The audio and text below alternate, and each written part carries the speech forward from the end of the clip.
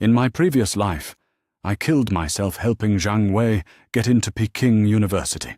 3 years of my life poured into his success. 3 years of staying up until 4 in the morning, explaining calculus concepts he pretended not to understand. 3 years of skipping meals so I could afford his study materials while my own grades suffered. 3 years of sacrificing my health, my friendships, my dreams, all so he could achieve his. The day his acceptance letter arrived, he looked me dead in the eyes and said, "You were just a study tool. I never loved someone as pathetic as you." Then he kissed Li Xinye, the dean's wealthy niece, right in front of me. She's my real girlfriend. We've been together for months. I died 3 weeks later from exhaustion and a broken heart, collapsing in my dorm room after another sleepless night. My last thought was wondering why I had given everything to someone who saw me as disposable. I opened my eyes and found myself back in my 18-year-old body, sitting in the same cramped dorm room where my nightmare had begun. The calendar on my desk showed September 15th, the exact day Zhang Wei first approached me for help with his studies. My textbooks were scattered across my desk, unmarked by the highlighter stains and coffee rings that would accumulate over the next 3 years of academic slavery. My heart hammered against my ribs as the memories flooded back. Every humiliation, every sacrifice, every lie he had told me about how much he needed me, how special I was, how grateful he would be. All of it calculated manipulation from a man who had already chosen his real future.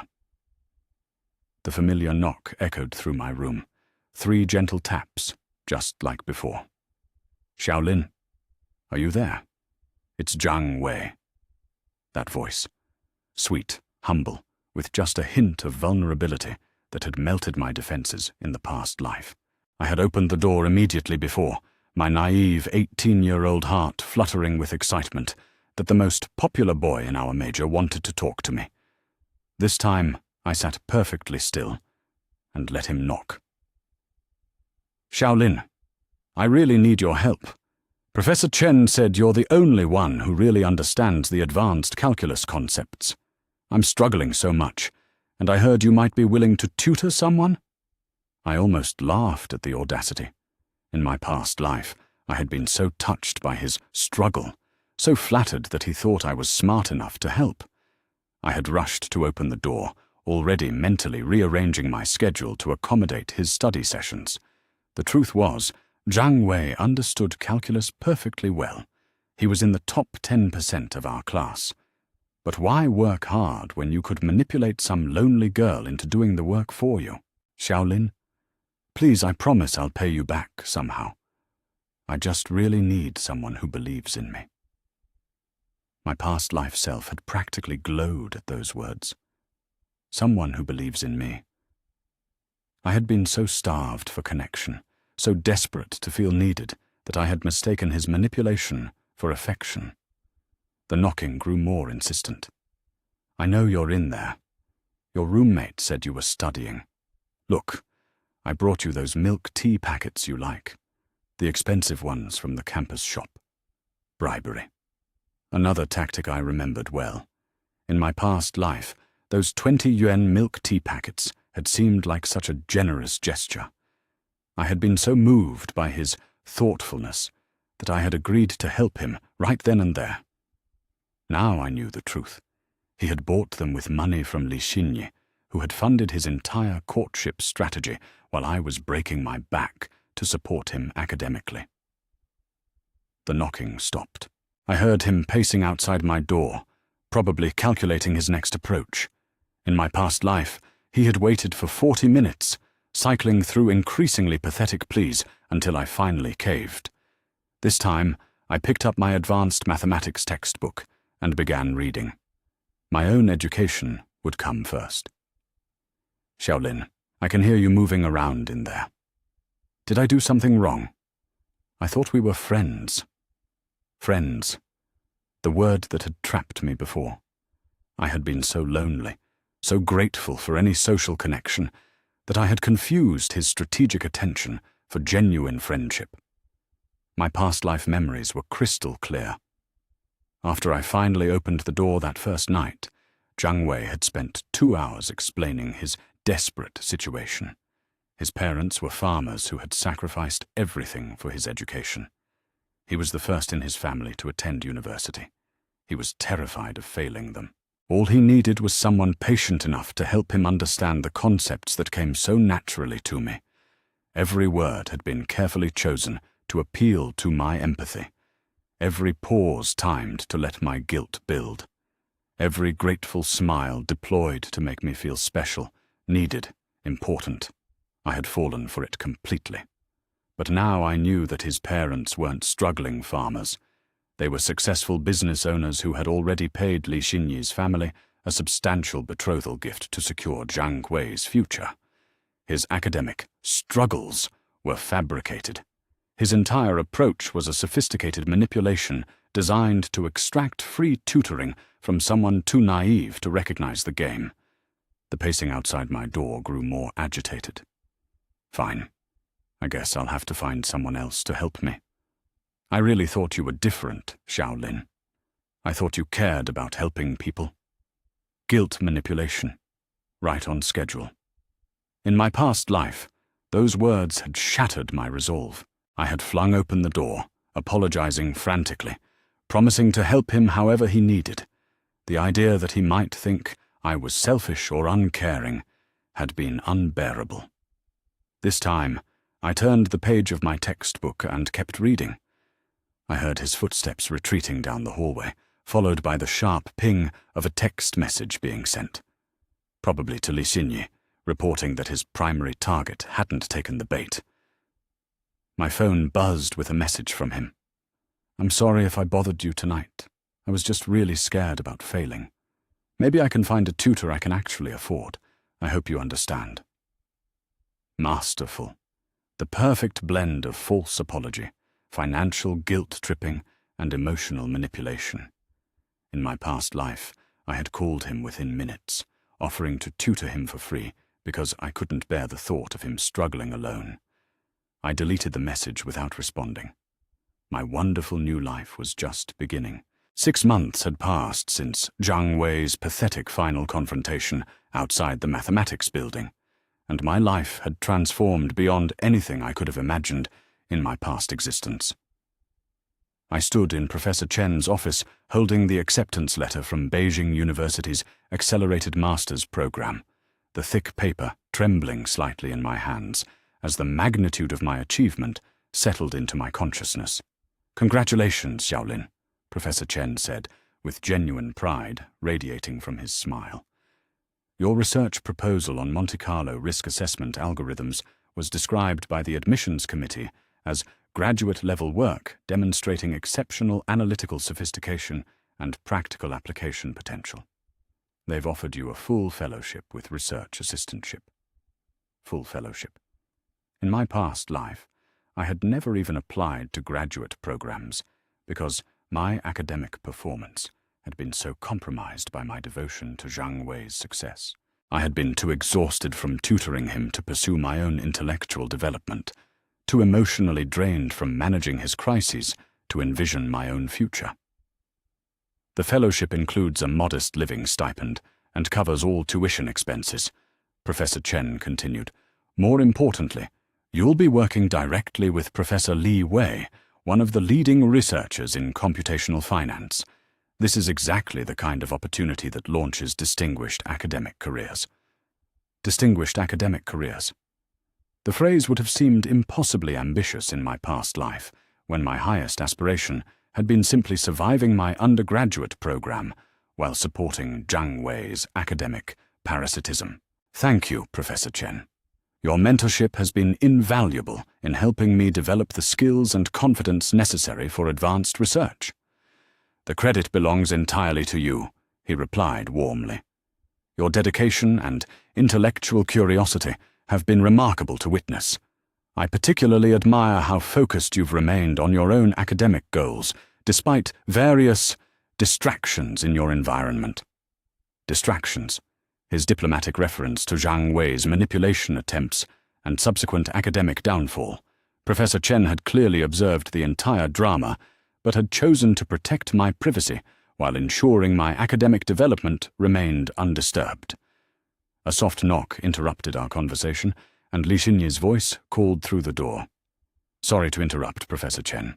Xiaolin, are you ready for our coffee celebration?" Coffee celebration. Li Xinyi and I had developed a genuine friendship over the past months, built on mutual respect and intellectual curiosity, rather than manipulation and exploitation. Our study sessions were collaborative exchanges, where we both learned and contributed equally, a stark contrast to the academic servitude I had provided Zhang Wei. "Come in," Professor Chen called. "I think Xiaolin has news worth celebrating." Li Xinyi entered with her characteristic bright smile, carrying 2 coffee cups from the campus cafe, where we had spent countless hours discussing everything from advanced mathematics to relationship psychology. She had become my closest friend and most trusted confidant, the sister I had never had. "Did the acceptance letter arrive?" she asked, with barely contained excitement. I held up the Beijing University letterhead, and Li Xinyi shrieked with joy, nearly spilling coffee in her enthusiasm. "I knew it! I absolutely knew they would recognize your brilliance! This is incredible, Xiaolin!"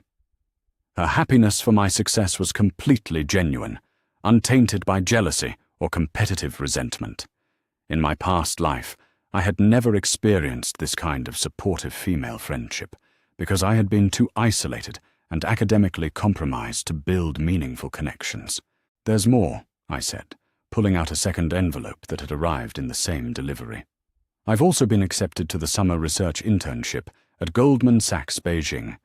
They want me to work on algorithmic trading model development." Li Xinyi's eyes widened with amazement. "Goldman Sachs, that's one of the most competitive internships in the entire financial sector. How did you even hear about the opportunity?" Professor Chen nominated me based on my research portfolio. Apparently, they're specifically looking for students with advanced mathematical modeling skills and practical programming experience. Skills I had developed during my months of focused academic work, free from the drain of tutoring someone who had no intention of reciprocating my investment in their education. Professor Chen smiled with paternal pride. The internship coordinator mentioned that Xiaolin's application stood out immediately because of the sophistication of her research and the clarity of her academic vision. They're offering her a generous stipend and potential pathway to full-time employment after graduation. Potential pathway to full-time employment. In my past life, I had graduated with mediocre grades and no professional connections, struggling to find entry-level positions, while Zhang Wei leveraged the networking opportunities and academic achievements that my tutoring had helped him secure. "This calls for a proper celebration," Li Xinyi declared. "Dinner at that nice restaurant near campus. My treat. We need to properly acknowledge how far you've come." How far I had come. The transformation from academic victim to accomplished scholar still felt surreal sometimes. In quiet moments, I found myself marveling at the butterfly effect of that single decision to refuse Zhang Wei's initial request for tutoring. "Actually," I said, remembering another piece of news I hadn't yet shared, "there's something else you should both know. I heard through the academic grapevine that Zhang Wei has been formally expelled from the university." Professor Chen's expression remained diplomatically neutral, but Li Xinyi's face showed a mixture of satisfaction and residual sadness. "What was the final determination from his disciplinary hearing?" she asked. "Multiple counts of academic dishonesty across 4 different courses, plus evidence of systematic manipulation and harassment of fellow students. The committee concluded that his behavior was incompatible with the university's academic integrity standards. Zhang Wei's complete academic destruction, achieved through his own choices and actions, without any direct intervention from me. The natural consequences of parasitic behavior when the host organism develops immunity and resistance. I heard his parents disowned him financially," Li Xinye added quietly.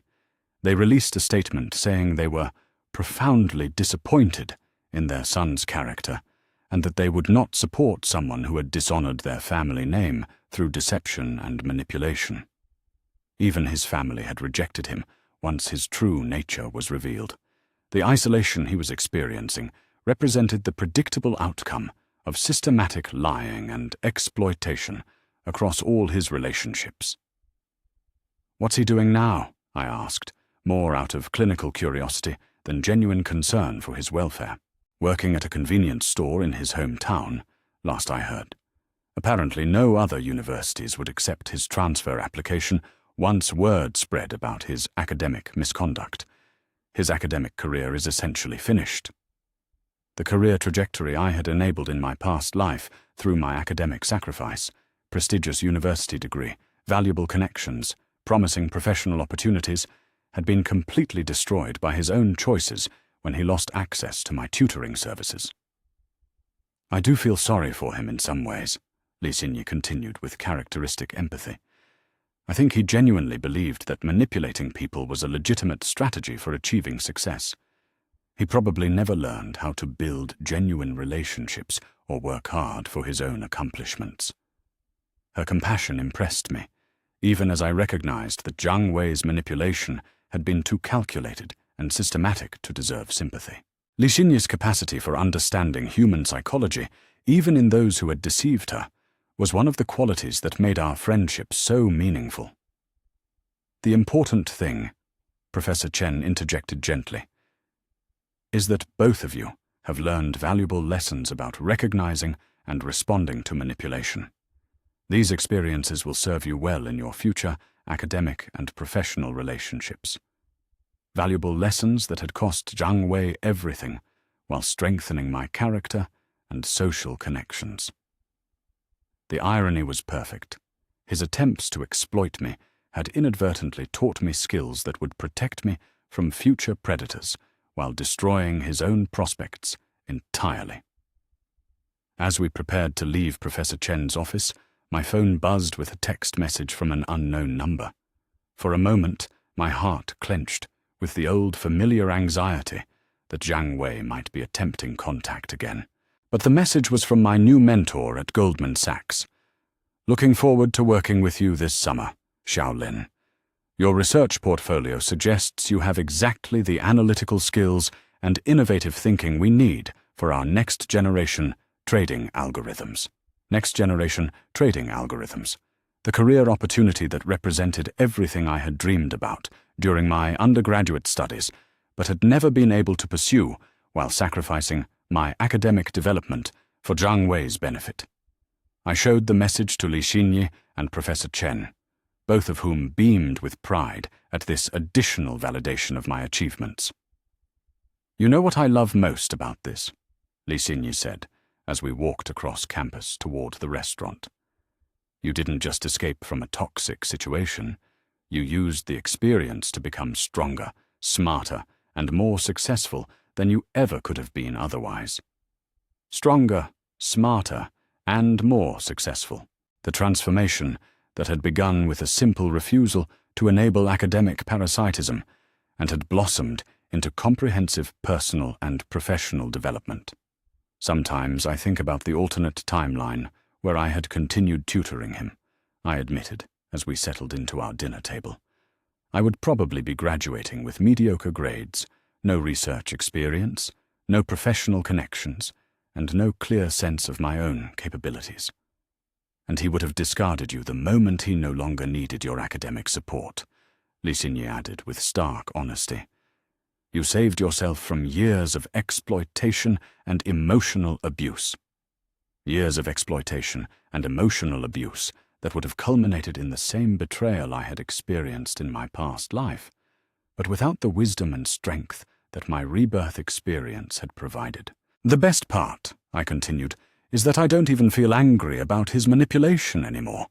It seems so pathetic and transparent now that I can't imagine how it ever worked on me. Because you've developed genuine self-worth and authentic relationships," Li Xinye observed. "When you know your own value and have people who genuinely care about you, manipulation loses its power completely. Genuine self-worth and authentic relationships. The foundation that made me invulnerable to the kind of exploitation that had destroyed my past life. As we celebrated my achievements over dinner, I felt a deep sense of gratitude for the rebirth experience that had granted me the wisdom to choose differently. Zhang Wei's manipulation had failed not because I had become cruel or vindictive, but because I had learned to value myself enough to demand genuine respect and reciprocity in all my relationships. My wonderful new life was not just beginning. It was flourishing with opportunities and connections that would never have been possible if I had remained trapped in the cycle of academic servitude and emotional exploitation. The future stretched ahead of me, bright with possibilities that belonged entirely to me. The encounter happened exactly 18 months after my rebirth at the Beijing University Career Fair, where I was representing Goldman Sachs as their newest junior analyst. I was staffing our recruitment booth, discussing algorithmic trading opportunities with promising graduate students, when I spotted a familiar figure shuffling between the company displays with obvious desperation. Zhang Wei looked like a ghost of his former self. His once pristine appearance had deteriorated into something barely recognizable: ill-fitting clothes that hung loosely on his diminished frame, unkempt hair that needed cutting, and the hollow-eyed expression of someone who had been systematically rejected by life itself. He clutched a stack of resume copies that looked worn from repeated handling.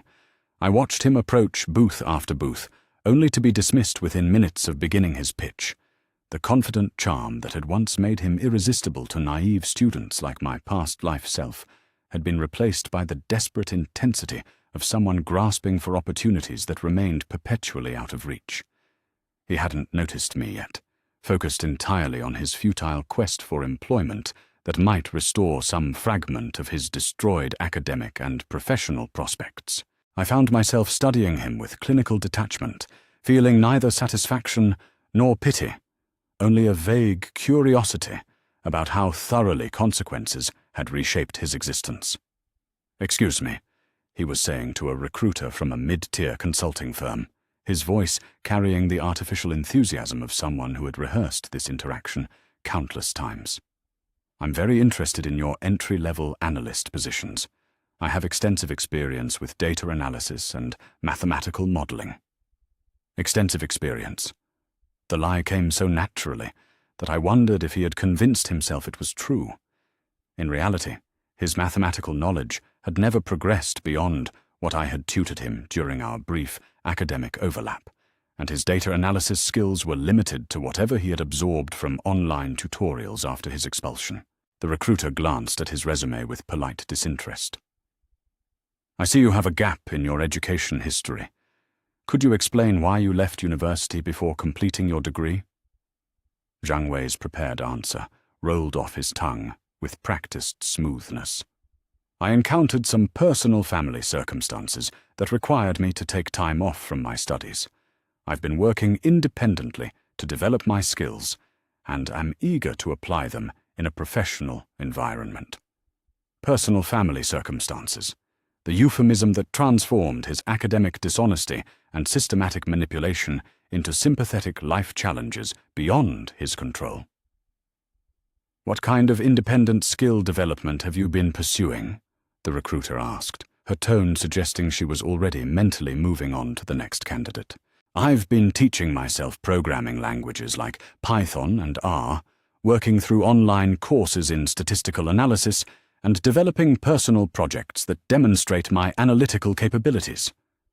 Online courses and personal projects. The desperate scramble to acquire through self-study the knowledge and credentials he could have earned legitimately if he had invested in his own education instead of exploiting mine. "Do you have any formal certifications or professional references who can speak to your technical abilities?" The question that would inevitably derail his pitch. Zhang Wei had no legitimate credentials, no professional network, no mentors who could vouch for his capabilities or character. His academic expulsion had burned every bridge that might have supported his career development. "I'm in the process of pursuing formal certifications," he replied evasively. As for references, my previous academic situation makes that somewhat challenging, but I'd be happy to demonstrate my skills through any technical assessment you might require. Academic situation. Another euphemism that obscured the reality of his dishonesty and manipulation behind vague implications of unfortunate circumstances. The recruiter's expression shifted to polite dismissal. I appreciate your interest, but we typically require candidates to have completed their undergraduate education and possess relevant internship experience. You might want to consider finishing your degree first. Zhang Wei's face flushed with embarrassment and frustration. I understand, but I'm confident that my practical skills and self-directed learning demonstrate the kind of initiative and dedication that would make me a valuable addition to your team. Initiative and dedication, the qualities he had systematically avoided developing during his academic career, choosing instead to parasitize other students' efforts while pursuing social and romantic opportunities.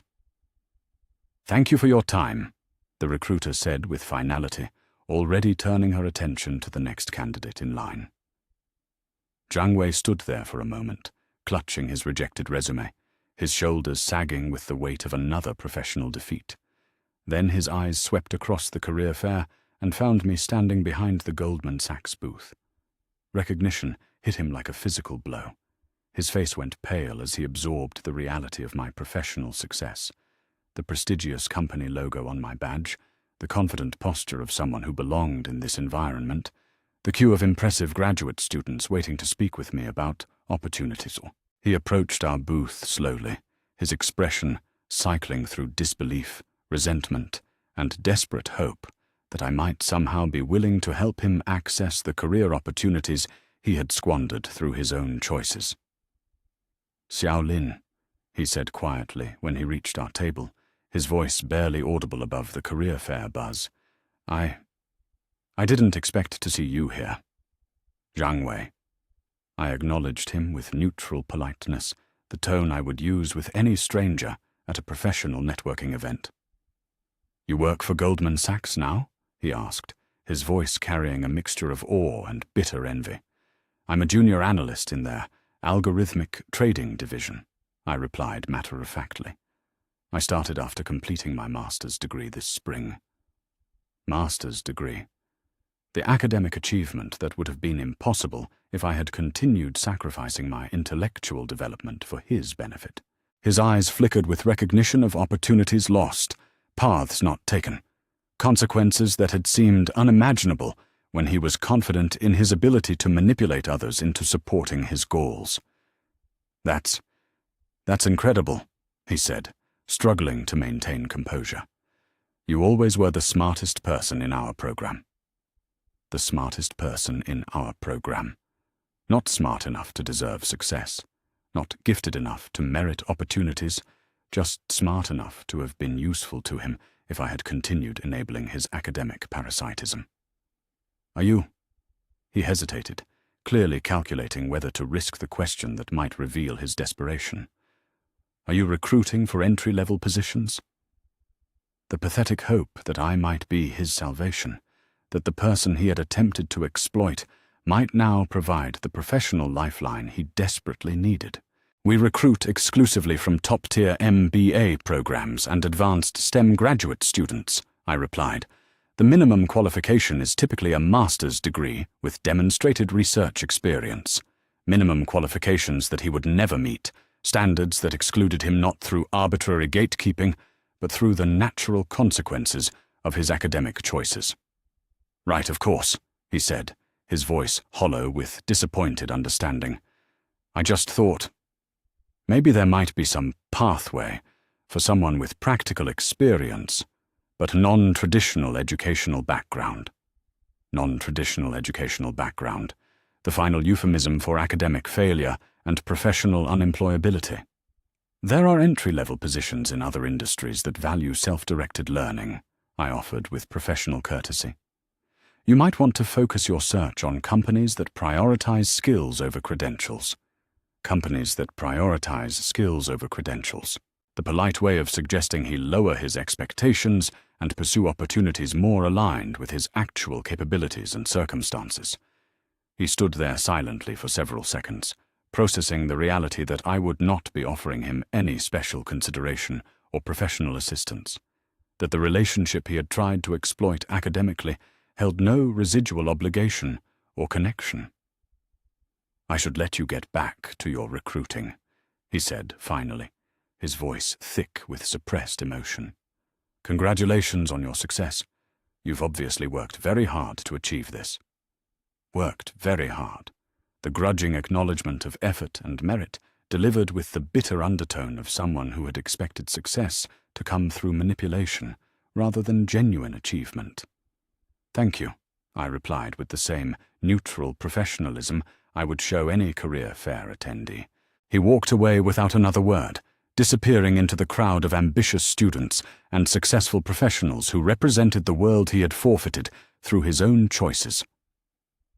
I watched him go with complete emotional detachment, feeling neither triumph nor sympathy. His downfall had been entirely self-inflicted, the predictable result of choosing exploitation over effort, manipulation over merit, parasitism over personal development. "Who was that?" asked Li Xinyi, who had approached our booth during the conversation. She was representing her consulting firm at a nearby table and had witnessed the entire interaction. "Someone I knew in undergraduate program," I replied simply. "His academic career didn't work out as planned." "He seemed to recognize you. Old friend?" "Not exactly," I said, returning my attention to the graduate students waiting to learn about Goldman Sachs opportunities. "Just someone who took a different path. A different path that had led to professional failure and social isolation, while my path had led to achievement and meaningful relationships." As the career fair continued, I found myself reflecting on the profound divergence our lives had taken from that single moment 18 months ago when I had refused to open my dorm room door. Zhang Wei's attempt to exploit my academic abilities had ultimately revealed his fundamental unsuitability for the intellectual and professional challenges he had wanted me to help him overcome. The irony was perfect. His manipulation had failed not because I had become vindictive or cruel, but because I had learned to recognize my own worth and demand genuine reciprocity in all my relationships. He would continue struggling in entry-level positions that offered no intellectual challenge or professional growth, forever handicapped by his inability to develop genuine skills or build authentic connections. Meanwhile, my wonderful new life continued expanding, with opportunities that reflected my actual capabilities and character. The contrast was not satisfying in a vindictive sense, but rather validating in a deeper way, confirming that choosing self-preservation over self-sacrifice had been not just personally beneficial, but morally correct. 2 years had passed since my rebirth, and I stood on the stage of Beijing University's graduation auditorium, delivering the valedictory address as the top graduate of the master's program in computational finance. The sea of faces before me represented everything my past life had lacked: academic achievement, professional recognition, and genuine relationships built on mutual respect rather than exploitation. "The greatest lesson I've learned during my time here," I said into the microphone, my voice carrying clearly across the packed auditorium, "is that choosing yourself is not selfish. It's the foundation for everything meaningful you can offer the world." Choosing yourself. The principle that had transformed my existence from academic servitude to intellectual leadership, from emotional exploitation to authentic connection, from sacrificial martyrdom to purposeful achievement.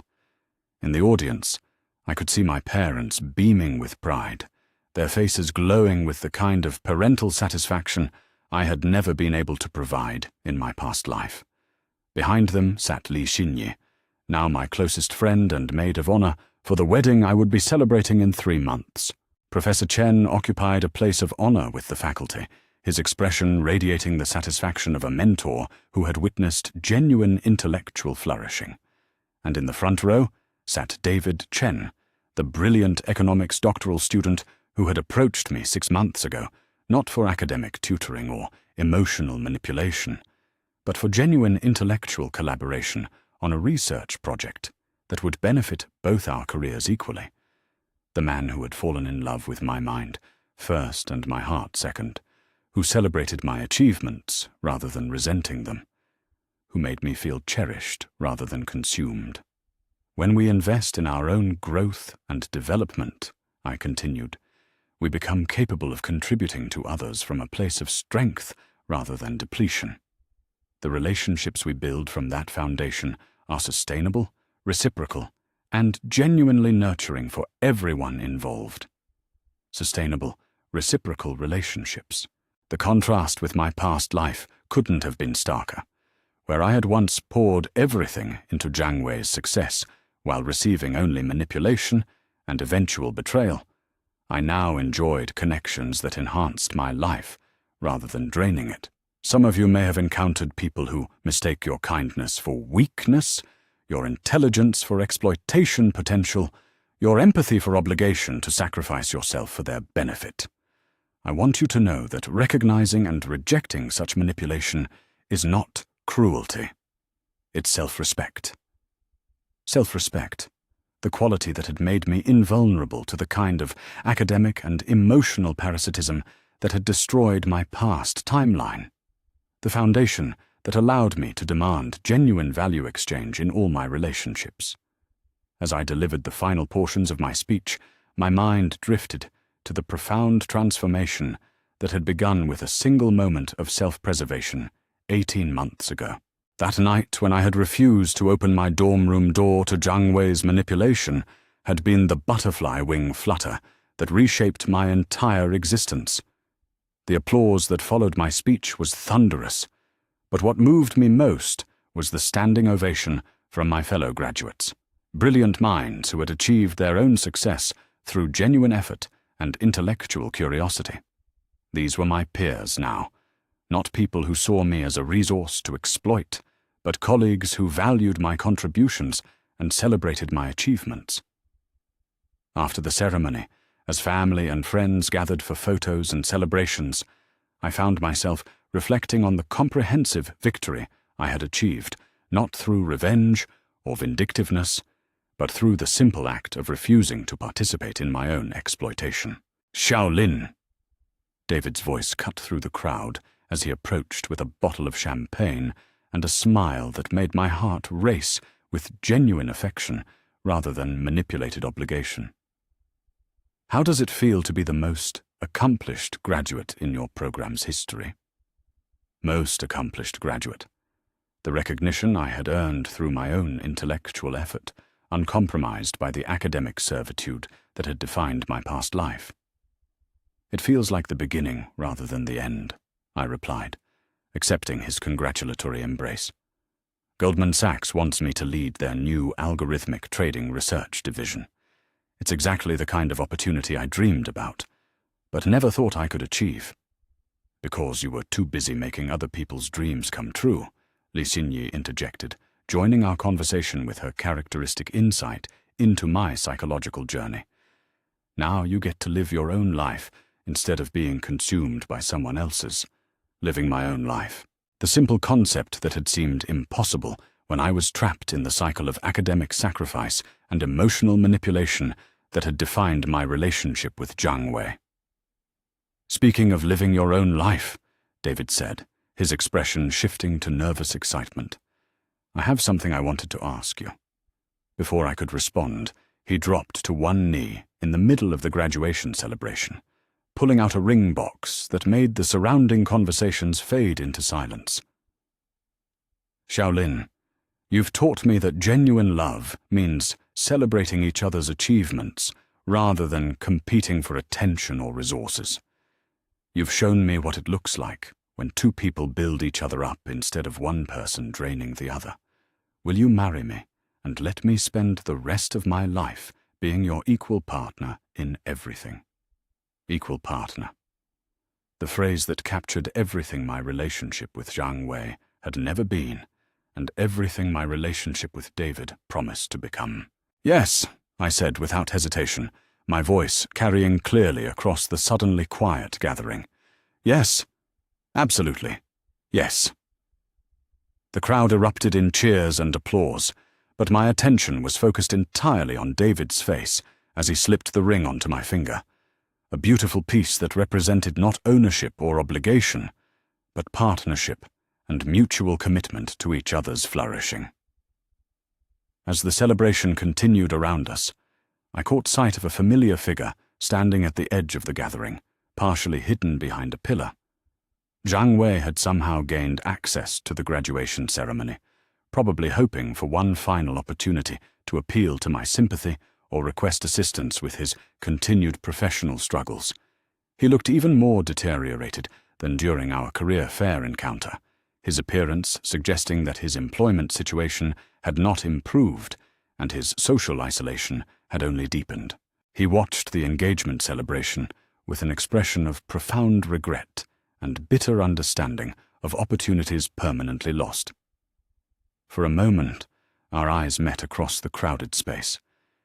In my past life, seeing him in such obvious distress would have triggered immediate guilt and compulsion to offer help, despite his previous betrayal.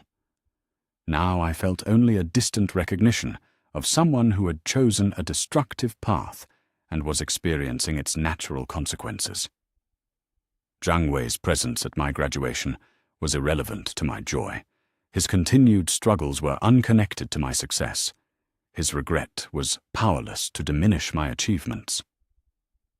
I turned my attention back to David and the celebration of our engagement, dismissing Zhang Wei from my consciousness as completely as I had dismissed him from my life. Later that evening, as David and I walked across the campus where my transformation had begun, I reflected on the profound truth that my rebirth experience had taught me. "You know what I find most amazing about this whole journey," I said, gesturing toward the buildings where I had once struggled under the weight of academic exploitation and emotional manipulation. "What's that?" David asked, squeezing my hand gently. I used to think that love meant sacrifice, that caring meant putting others' needs above my own, that saying no was selfish. But the truth is exactly the opposite. The greatest act of love is refusing to enable someone's destructive behavior. The greatest act of caring is modeling healthy boundaries and self-respect. The greatest act of generosity is teaching others that genuine relationships require mutual investment and authentic reciprocity. Mutual investment and authentic reciprocity. The principles that governed every meaningful relationship in my new life, from my friendship with Li Xinyi to my romance with David, to my professional collaboration with mentors and colleagues. The past life taught me that I was never the problem, I continued, my voice strong with hard-won wisdom. I was the solution to my own life. Everything I needed to succeed was already within me. I just needed to stop giving it all away to people who would never appreciate or reciprocate my investment. David nodded thoughtfully, understanding intuitively how my experience with manipulation had shaped my capacity for genuine connection. "So what happens now?"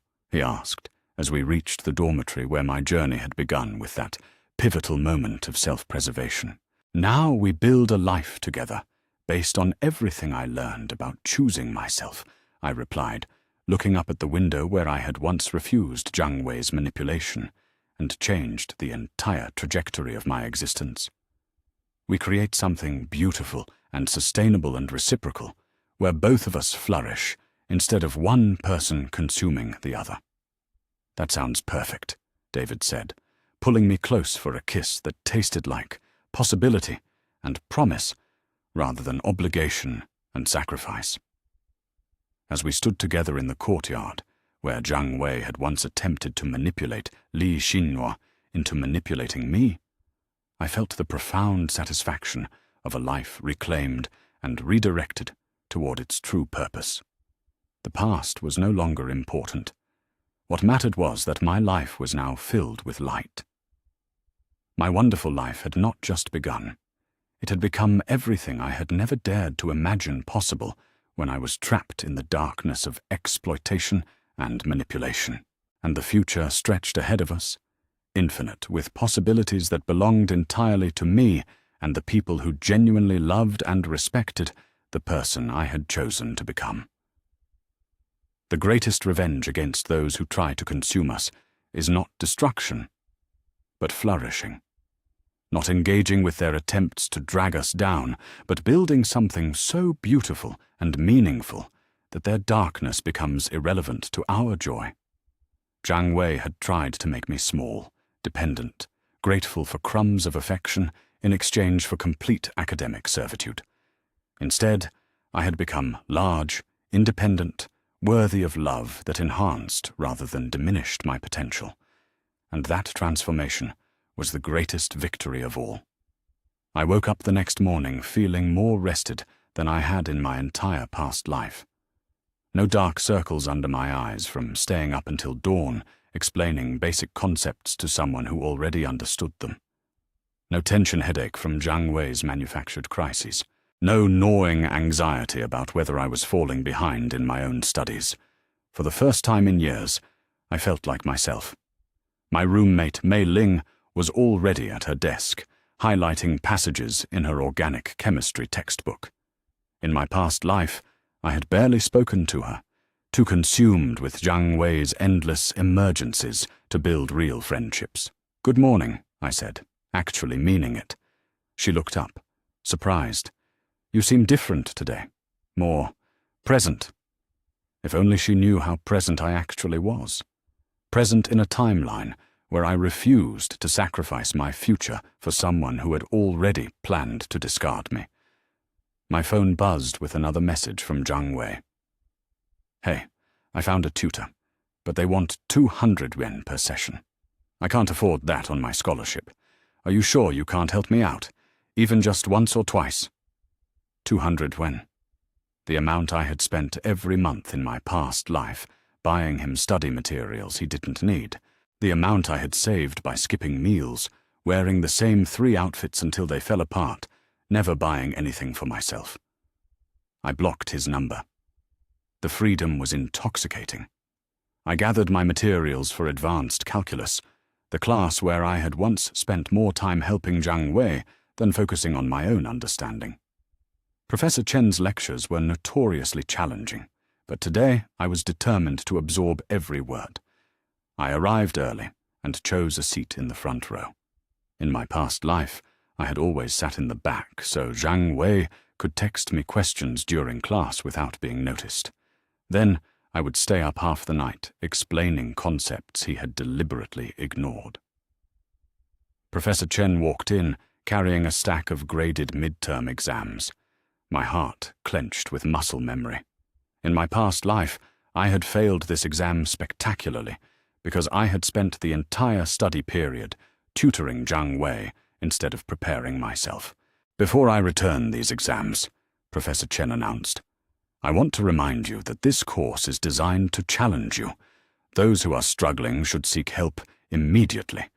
Those who are excelling should consider my advanced research track." Zhang Wei entered the lecture hall 3 minutes late, scanning the room until his eyes found me.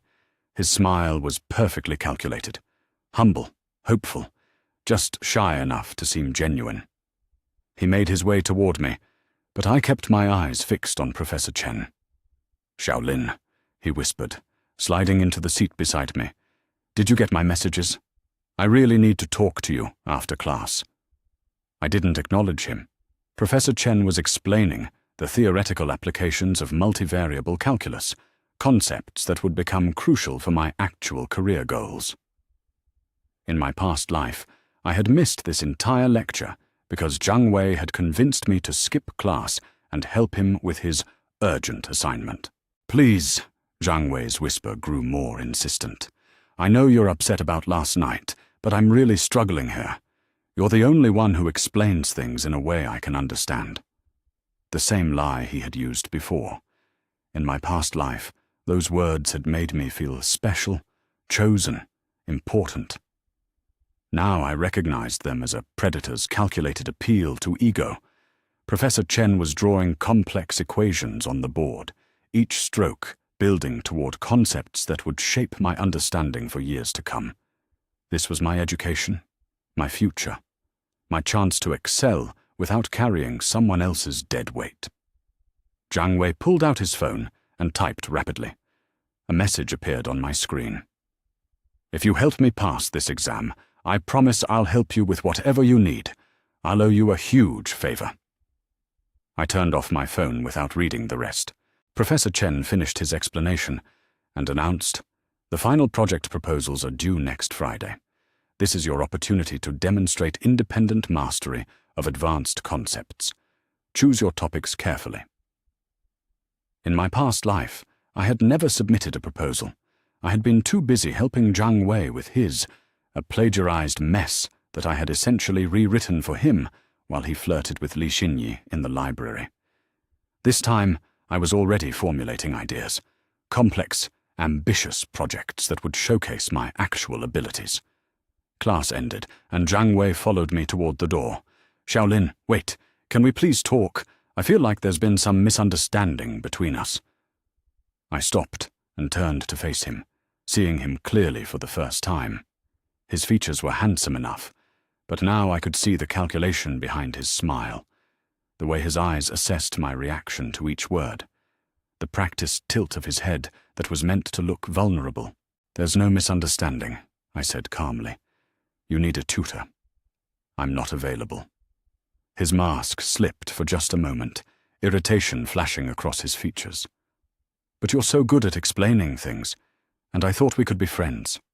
I'm sure you'll figure it out." I walked away, leaving him standing there with his mouth slightly open.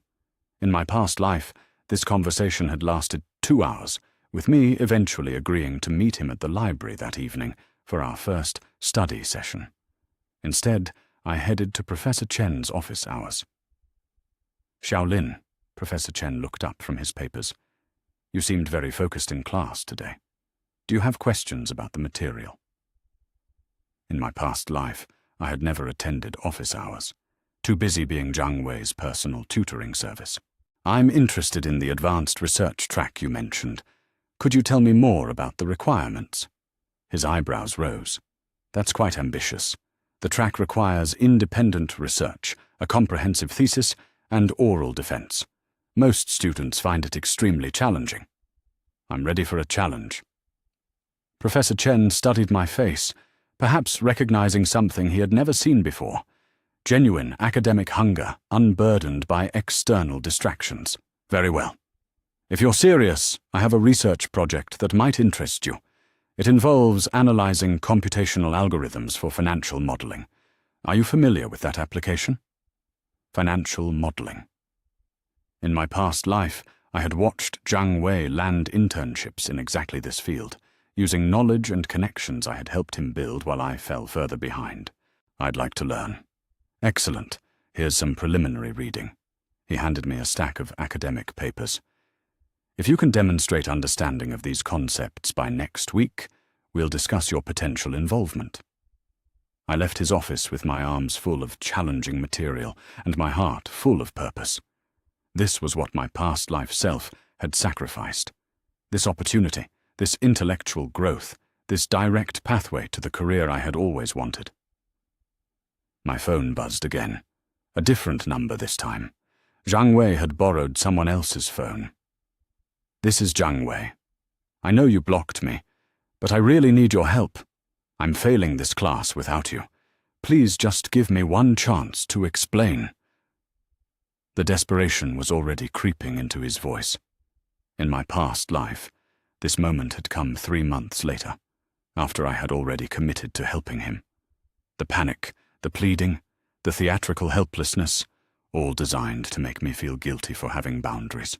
I deleted the message and turned off my phone. That evening, while my past life self would have been explaining calculus concepts to Zhang Wei for the 3rd time, I sat in the library reading Professor Chen's research papers. The concepts were challenging, but I had the mental energy to tackle them. No emotional exhaustion from managing someone else's manufactured crises. No sleep deprivation from late-night tutoring sessions. Just me, my intellect, and infinite possibility. At 9 o'clock, I saw Zhang Wei enter the library with Li Xinyi. She was beautiful in that effortless way that came from money and confidence, her designer laptop bag casually slung over her shoulder. They chose a table in the center of the room where everyone could see them. In my past life, this sight would have destroyed me. I would have been consumed with jealousy, wondering what she had that I didn't. Now I understood the truth. She had what Zhang Wei actually wanted. Status, connections, financial backing. I had only been his academic labor. Zhang Wei's eyes found mine across the library. He said something to Li Xinyi, then stood up and walked toward my table. Xiaolin, can we please talk, just for a minute? I'm studying. I can see that. Look, I know I've been pushy, but I'm really scared about failing.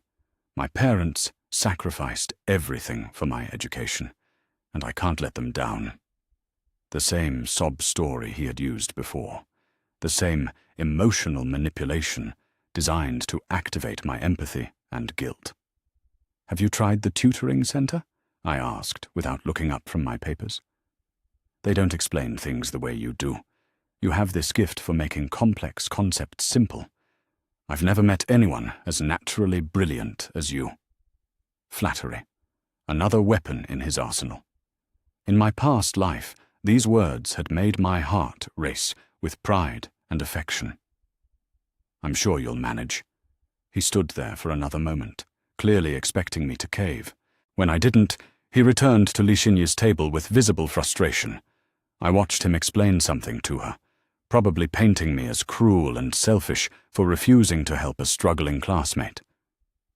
She glanced at me with what looked like sympathy for his plight. Poor girl had no idea she was dating a parasite. At 10:30, I packed up my materials and headed back to my dorm.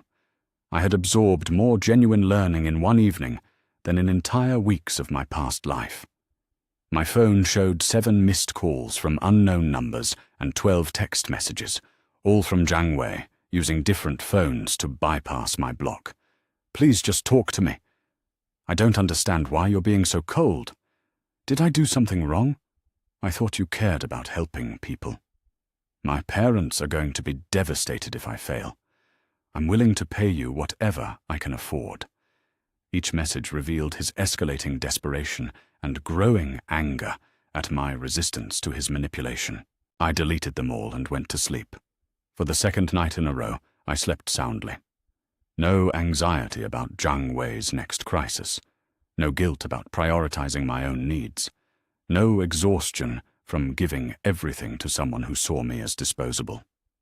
In my previous life, I had believed that love meant sacrifice, that caring meant putting others' needs above my own, that saying no was selfish. Now I understood the truth. The greatest act of self-love was refusing to let others consume my life. My wonderful new life had truly begun. 3 days had passed since I cut Zhang Wei out of my life, and his desperation was becoming increasingly transparent. What had started as polite requests had evolved into a calculated campaign of emotional manipulation that I recognized from my past life with crystal clarity. He was waiting outside my dorm building when I returned from Professor Chen's advanced seminar, holding a bouquet of chrysanthemums, my supposed favorite flowers. In my past life, I had been touched by his thoughtfulness, never questioning how he knew my preferences or whether his romantic gestures were genuine. Now I knew the truth. He had asked my roommate about my likes and dislikes during orientation week, filing away useful information for future manipulation. The flowers weren't an expression of affection. They were a calculated investment in emotional leverage. Xiaolin, please just give me 5 minutes, he said, stepping into my path. I brought these because I wanted to apologize for being so pushy. You're obviously brilliant, and I had no right to assume you'd want to waste your time helping someone like me. Self-deprecating manipulation wrapped in false humility. In my past life, this exact speech had melted my defenses completely. I had rushed to reassure him that he wasn't a waste of time, that I was honored to help such a dedicated student.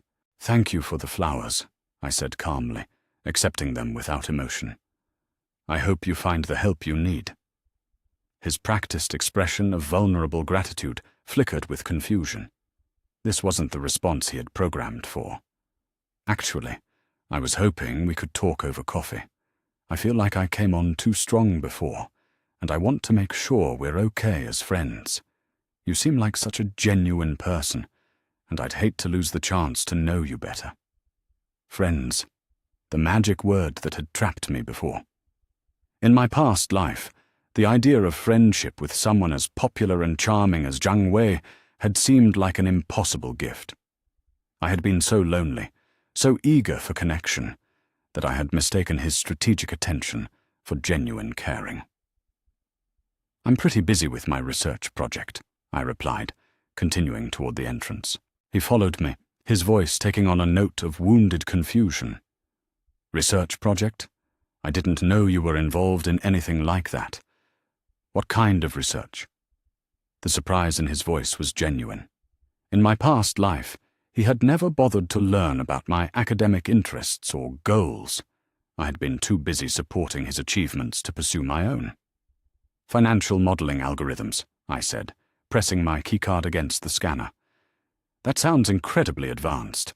You must be working with Professor Chen. I heard he only accepts the most exceptional students for his research track." Flattery mixed with awe, designed to make me feel special and accomplished.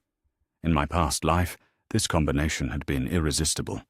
The suggestion that I was exceptional, that my intelligence was rare and valuable, had fed my starved ego perfectly. "I should get inside. Good luck with your studies." I moved toward the elevator, but Zhang Wei's hand caught my arm gently. "Wait, Xiaolin. I have to ask, did I do something to offend you? Because if I did, I want to make it right. You're one of the smartest, most interesting people I've met here, and I feel like I'm losing a chance for a real friendship." His touch was exactly as I remembered. Warm, careful, designed to feel protective rather than possessive. In my past life, this moment had been the beginning of my downfall. The combination of physical contact, emotional appeal, and intellectual flattery had overwhelmed my defenses.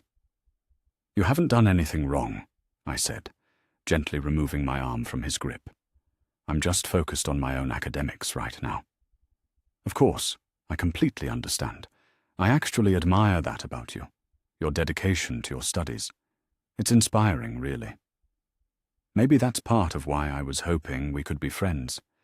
I feel like I could learn a lot from someone with your focus and discipline." Learning from me. Another angle I remembered well. In my past life, the idea that I could be a mentor and inspiration to someone had appealed to my helper instincts perfectly. The elevator arrived, and I stepped inside. Zhang Wei made no move to follow, but his voice carried clearly as the doors began to close. "I'll let you focus on your research, but if you ever want to grab coffee or just talk, I'd really like that.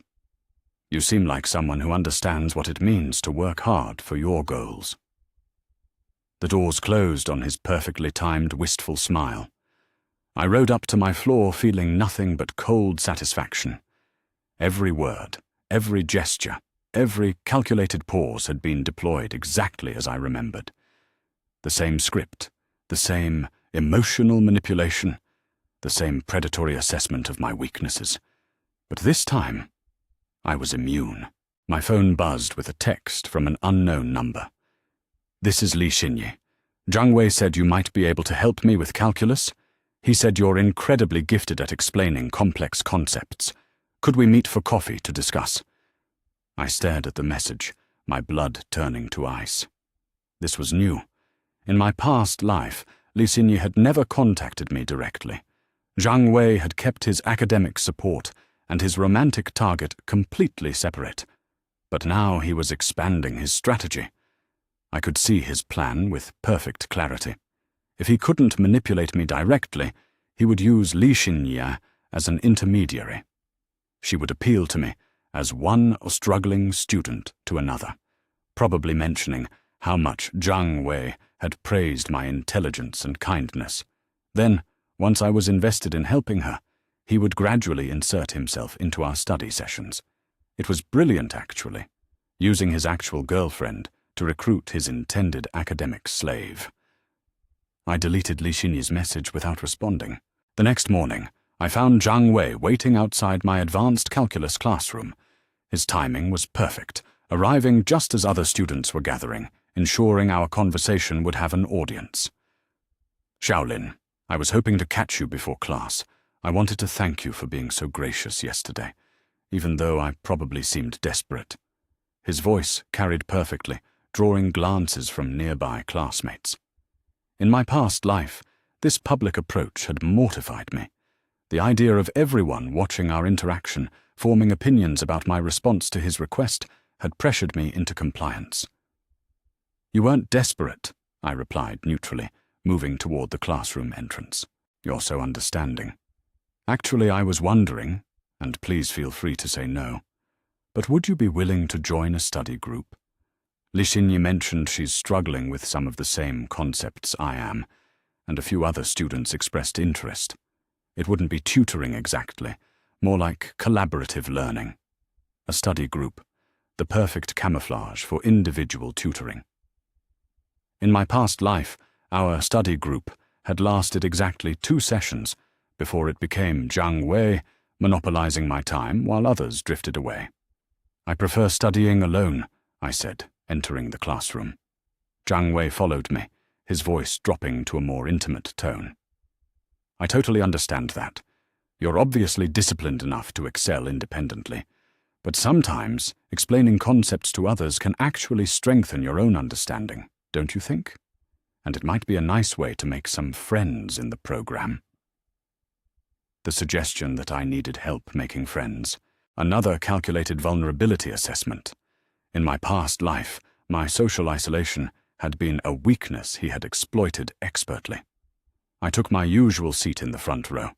Zhang Wei hesitated, clearly wanting to sit beside me, but recognizing that it might seem too aggressive in front of witnesses. Just think about it, he said, settling into a seat 2 rows behind me. No pressure at all. I just think you'd be an amazing addition to any study group. Professor Chen entered and began his lecture on advanced integration techniques.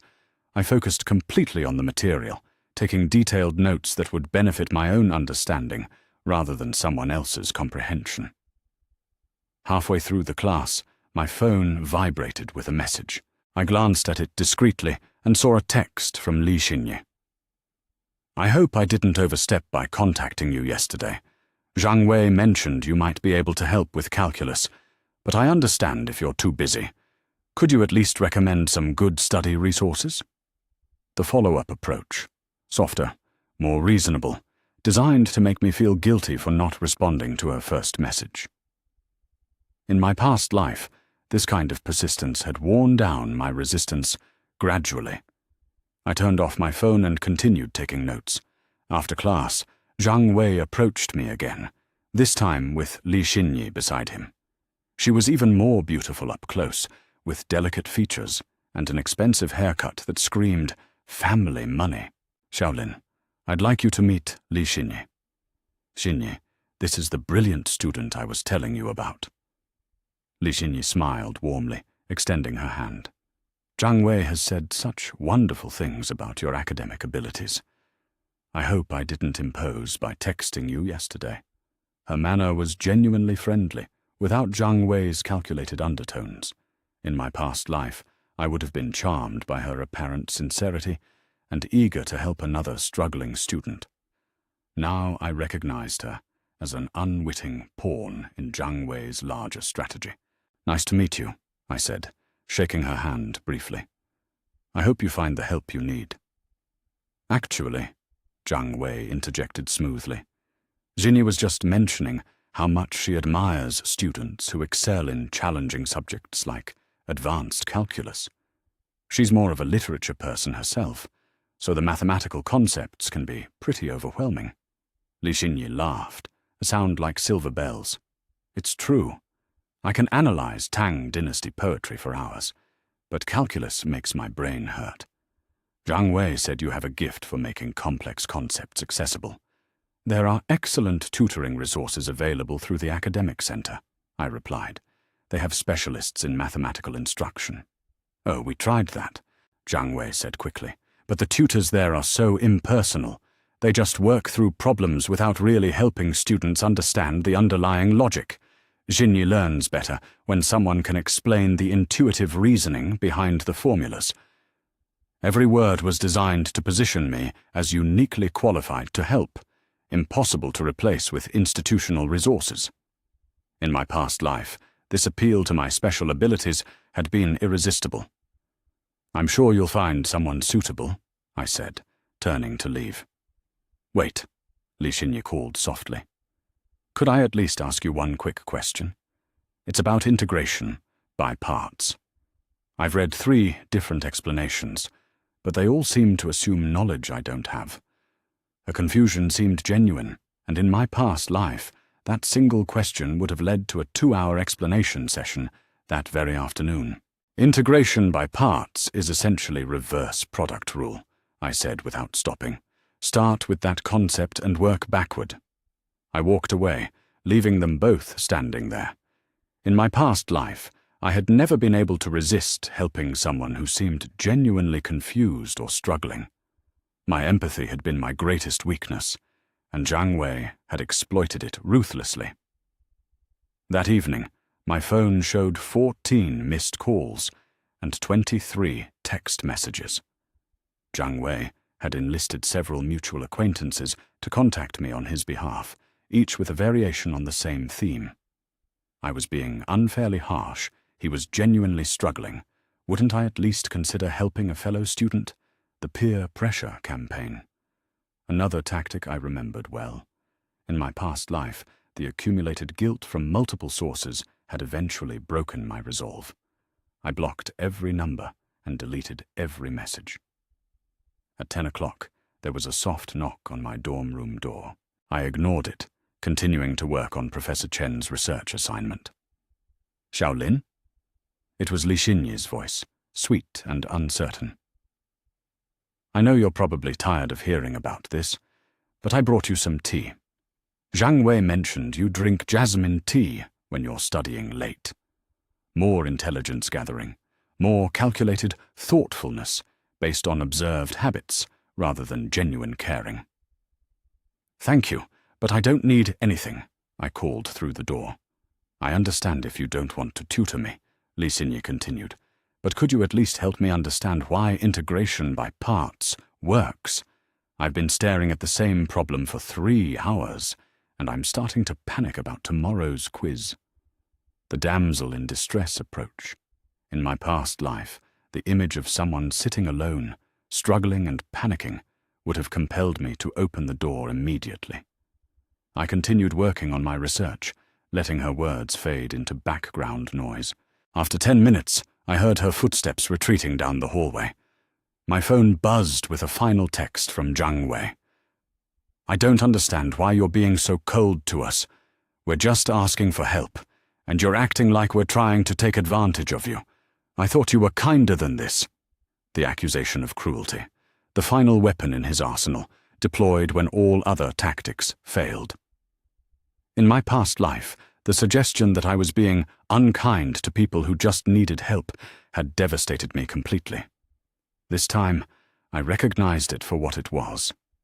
The desperate lashing out of a predator whose prey had escaped it. I blocked his number and went to sleep.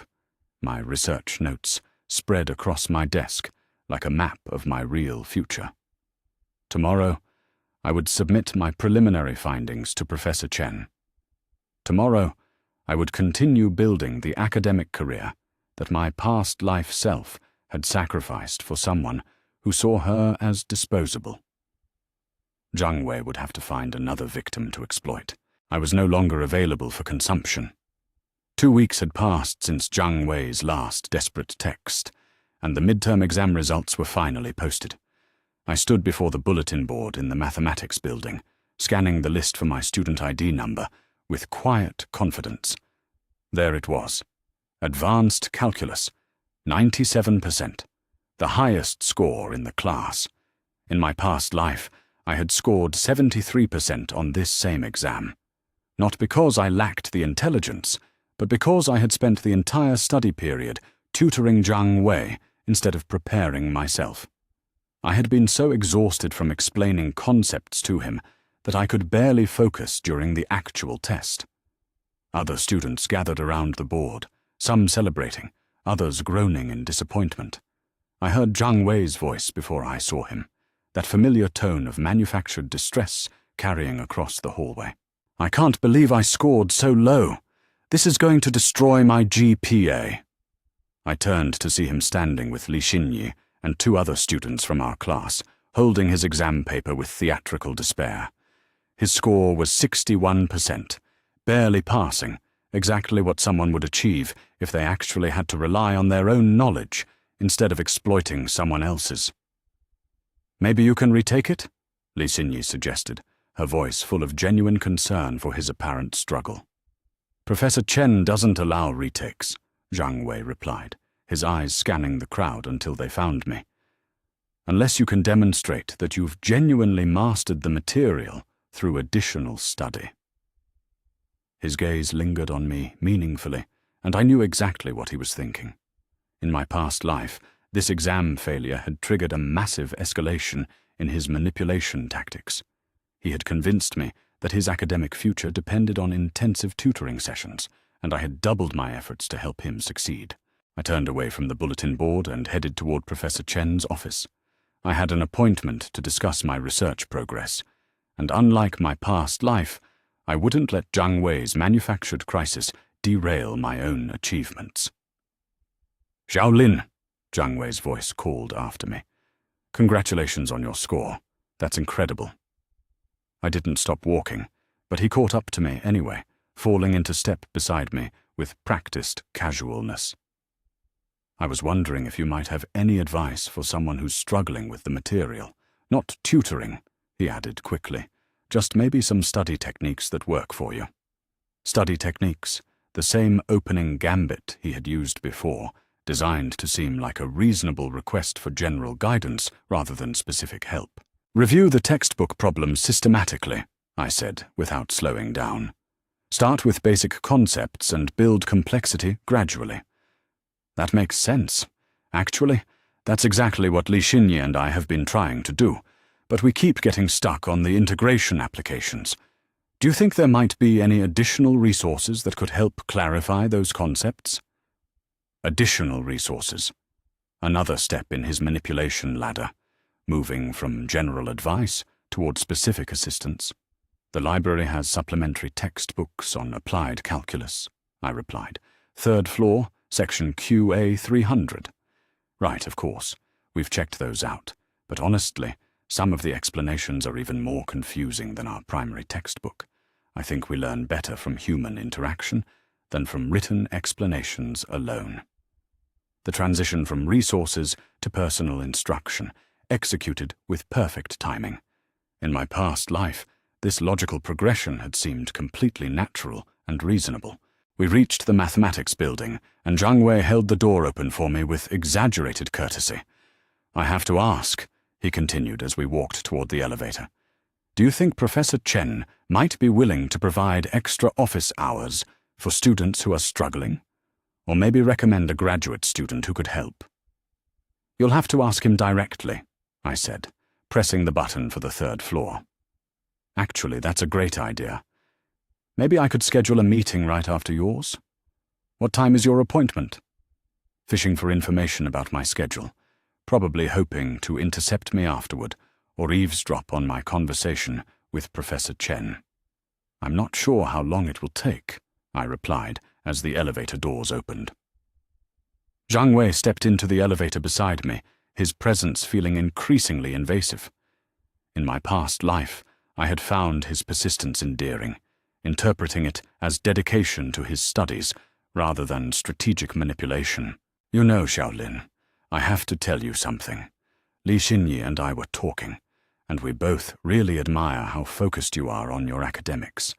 You have this incredible ability to prioritize your goals and not get distracted by social drama." Flattery disguised as casual observation designed to make me feel seen and appreciated for my intellectual qualities. It's inspiring, really, he continued. We were saying that if more students had your discipline and natural ability, the class average would probably be much higher. Natural ability. The suggestion that my success came from innate gifts rather than hard work, subtly implying that it would be easy for me to share that advantage with others. The elevator reached the 3rd floor, and I stepped out without responding. Zhang Wei followed me down the hallway toward Professor Chen's office. Actually, I was wondering if you'd be interested in getting coffee sometime. Not for studying, he added quickly. Just to talk.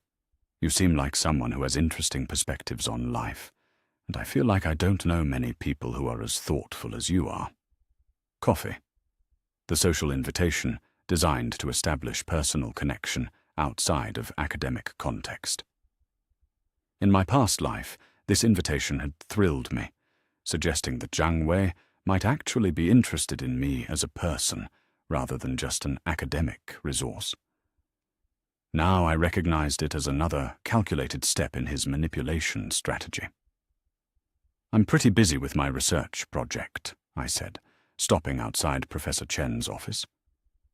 Of course, your research must be incredibly demanding. What exactly are you working on? Financial modeling, you mentioned? Computational algorithms for risk assessment in investment portfolios, I replied, knocking on Professor Chen's door. Zhang Wei's eyes widened with what appeared to be genuine surprise and admiration. That sounds absolutely fascinating and extremely marketable. I imagine investment firms would pay very well for that kind of expertise. The shift to discussing career prospects and earning potential, probably calculating how my research success might benefit him indirectly. Come in, Professor Chen's voice called from inside his office. I opened the door, and Zhang Wei made no move to follow, but his voice carried clearly as I entered. I'll let you focus on your meeting, but I'd really love to hear more about your research sometime. Maybe over that coffee? Professor Chen looked up from his desk as I closed the door, his expression shifting from polite greeting to genuine interest when he saw me. Xiaolin, excellent work on the midterm exam. Your score was the highest I've seen in this course in 3 years. Thank you, Professor Chen. I've been applying the concepts to my research project, which has helped reinforce my understanding. Ah, yes, your risk assessment algorithms. How is that progressing? I pulled out my preliminary analysis, pages of calculations and theoretical frameworks that I had developed over the past 2 weeks. In my past life, this research opportunity had never materialized because I had been too consumed with Zhang Wei's academic needs to pursue my own intellectual interests. I've been exploring Monte Carlo simulation methods for modeling market volatility, I explained, spreading my work across his desk. The results suggest some interesting correlations between historical patterns and predictive accuracy. Professor Chen studied my calculations with growing excitement, occasionally asking questions that demonstrated his recognition of the sophisticated thinking behind my approach. This is graduate-level work, Xiaolin. Have you considered applying for the Accelerated Master's program? With research of this quality, I could recommend you for advanced standing. Accelerated Master's program, the opportunity I had dreamed about in my past life, but never achieved because my academic performance had been compromised by my devotion to Zhang Wei's success. I'd be very interested in that possibility, I said, my voice steady despite the surge of satisfaction in my chest. Excellent. I'll provide you with the applications materials. The deadline is in 6 weeks, which gives you time to expand this research into a comprehensive proposal. 6 weeks. In my past life, that deadline had coincided with Zhang Wei's final exam period, when he had demanded maximum tutoring support to salvage his failing grades. I'll have the proposal ready, I said. Professor Chen smiled, clearly pleased by my confidence and dedication. I have no doubt you will. Your focus and intellectual maturity are exactly what we look for in advanced students. Focus and intellectual maturity, qualities that had been impossible to develop while managing Zhang Wei's constant academic crises and emotional manipulation. I gathered my research materials and prepared to leave, feeling lighter and more purposeful than I had in years. "Oh, and Shaolin," Professor Chen added as I reached the door. "If any of your classmates ask for recommendations about improving their performance, feel free to refer them to the tutoring center. You shouldn't feel obligated to sacrifice your own academic progress to help struggling students." His words hit me like a lightning bolt. Did Professor Chen know about Zhang Wei's attempts to recruit my help?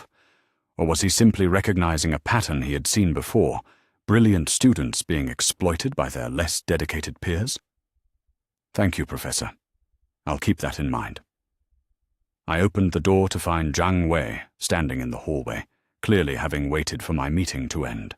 His expression was eager and hopeful, probably expecting me to emerge with time and emotional availability to address his academic problems. "How did it go?" he asked, falling into step beside me as I headed toward the elevator. "Very well," I replied without elaborating. "That's wonderful. Professor Chen seems to really value your work." "Actually, I was hoping to catch you because I wanted to ask about something specific. Li Xinyi and I have been struggling with optimization problems, and we wondered if you might know of any resources that could help us understand the practical applications." Optimization problems, the exact topic I had just discussed with Professor Chen in the context of my advanced research. Zhang Wei had probably eavesdropped on enough of our conversation to identify areas where he could claim to need assistance. "The tutoring center has specialists in applied mathematics," I said, pressing the elevator call button. "Right, but their approach is so mechanical. They just work through formulas without explaining why the methods work or how to apply them to real-world scenarios. You have this gift for seeing the bigger picture that makes complex concepts click into place. The gift narrative again, designed to make me feel uniquely qualified and therefore responsible for helping him understand concepts that he was perfectly capable of mastering independently." The elevator arrived, and we rode down in silence. As we reached the ground floor, Zhang Wei made one final attempt. "Look, Shaolin, I know you're incredibly busy, and I respect that completely. But would you consider just meeting with us once, just to point us in the right direction? I promise we wouldn't ask for ongoing help. We just need someone who understands the material to help us get unstuck." Just once. The foot-in-the-door technique that had trapped me in my past life. One meeting had led to regular sessions, which had led to constant availability, which had led to complete academic servitude. "I'm sure you'll figure it out," I said, stepping out of the elevator. As I walked away, I heard Zhang Wei's voice behind me, carrying a note of frustration that hadn't been there before. "I don't understand why you're being so closed off. We're all in the same program, trying to succeed together. I thought you cared about helping fellow students achieve their potential." The guilt manipulation, delivered just loudly enough for other students in the lobby to hear. In my past life, the public nature of this appeal had mortified me into compliance. This time I kept walking. That evening, my phone buzzed with a message from Li Xinyi. "I hope you don't think we're bothering you too much. Zhang Wei speaks so highly of your intelligence and kindness. We're just feeling really overwhelmed with the workload and wondered if you might have any study strategies that have worked well for you." Study strategies, the same approach Zhang Wei had tried earlier, but delivered through Li Xinyi's more sympathetic voice. I turned off my phone and opened my research materials. In my past life, I had believed that helping others was always the right choice, that sharing my knowledge was a moral obligation, that saying no made me selfish and cruel. Now I understood that my knowledge and time were valuable resources that deserved protection, that helping others was only meaningful when it came from genuine choice rather than manipulation, that the people who truly deserved my assistance were those who respected my boundaries and valued my well-being. Zhang Wei had failed both tests spectacularly. My wonderful new life was accelerating beyond anything I had imagined possible. 3 weeks after the midterm results, Zhang Wei cornered me in an empty study room on the 4th floor of the library. I had been working on my master's program application when he appeared in the doorway, his expression more desperate than I had ever seen it. "Xiaolin, we need to talk. This can't go on." I looked up from my research proposal, noting the dark circles under his eyes and the slight tremor in his hands. In my past life, this exact confrontation had taken place in the same room, but the context had been completely different. Back then, I had been the one showing signs of exhaustion and stress from trying to balance my own studies with his endless demands for help. "I'm working on something important," I said calmly, returning my attention to the application materials spread across the table. "This is important too.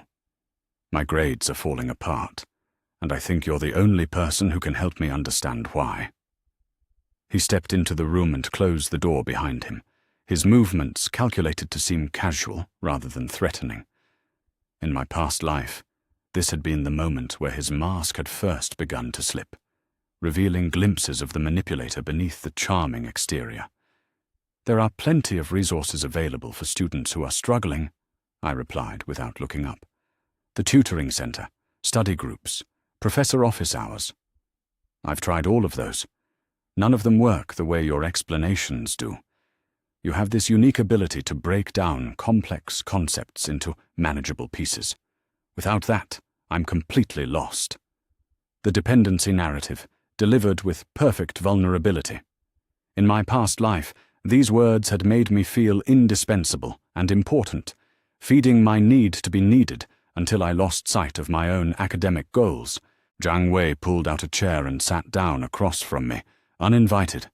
His proximity felt invasive, designed to make our conversation more intimate and harder to escape. "Look, I'm going to be completely honest with you. I'm in serious trouble academically.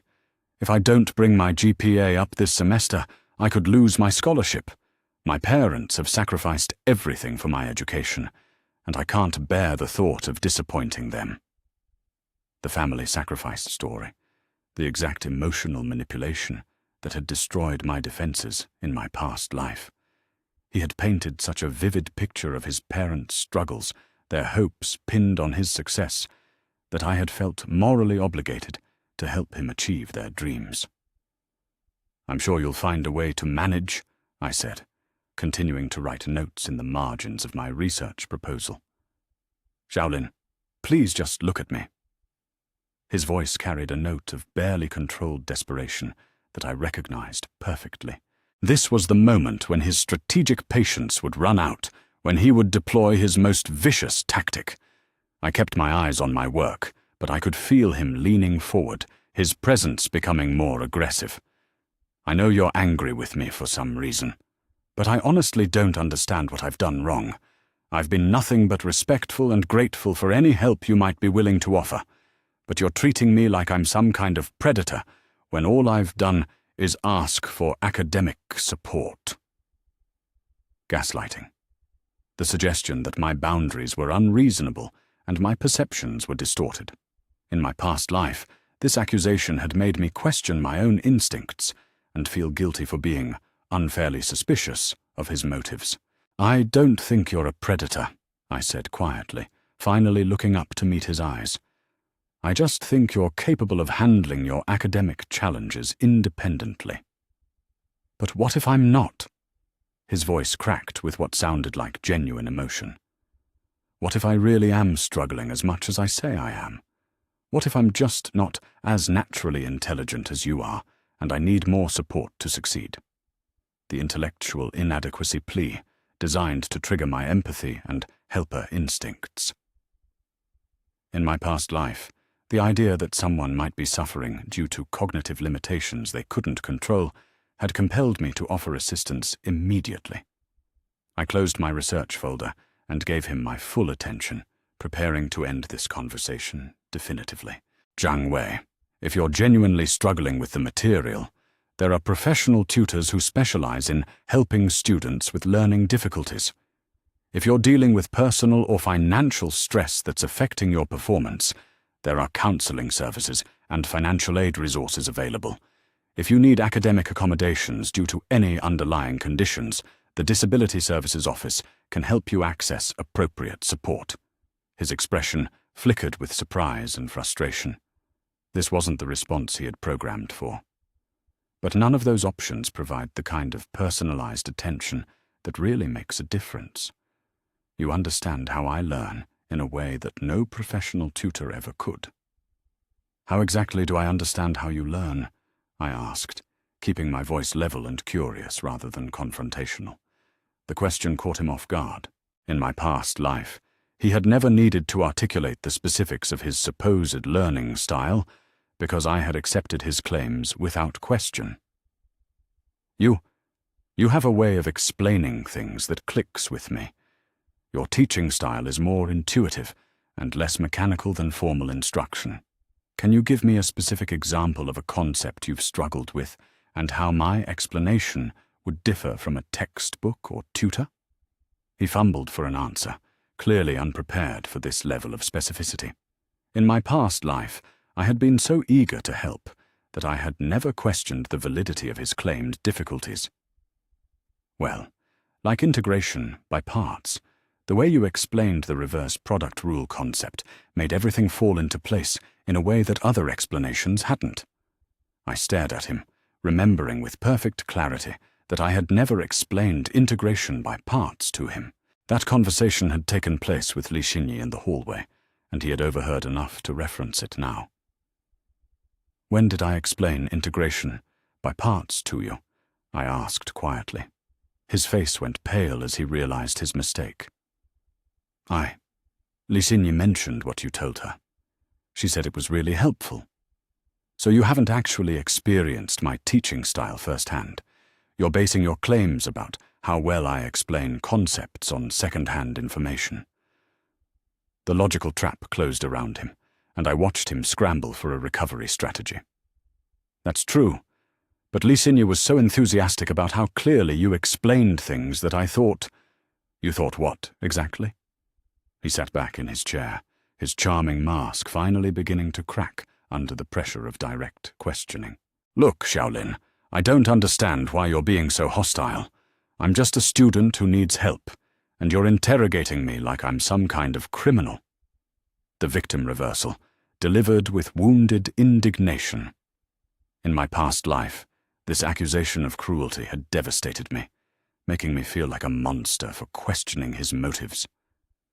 "I'm not being hostile," I replied calmly. "I'm just trying to understand the specific nature of your academic difficulties so I can direct you to the most appropriate resources." "The most appropriate resource is you. You're the smartest person in our program, and you have the patience and kindness to help someone who's struggling.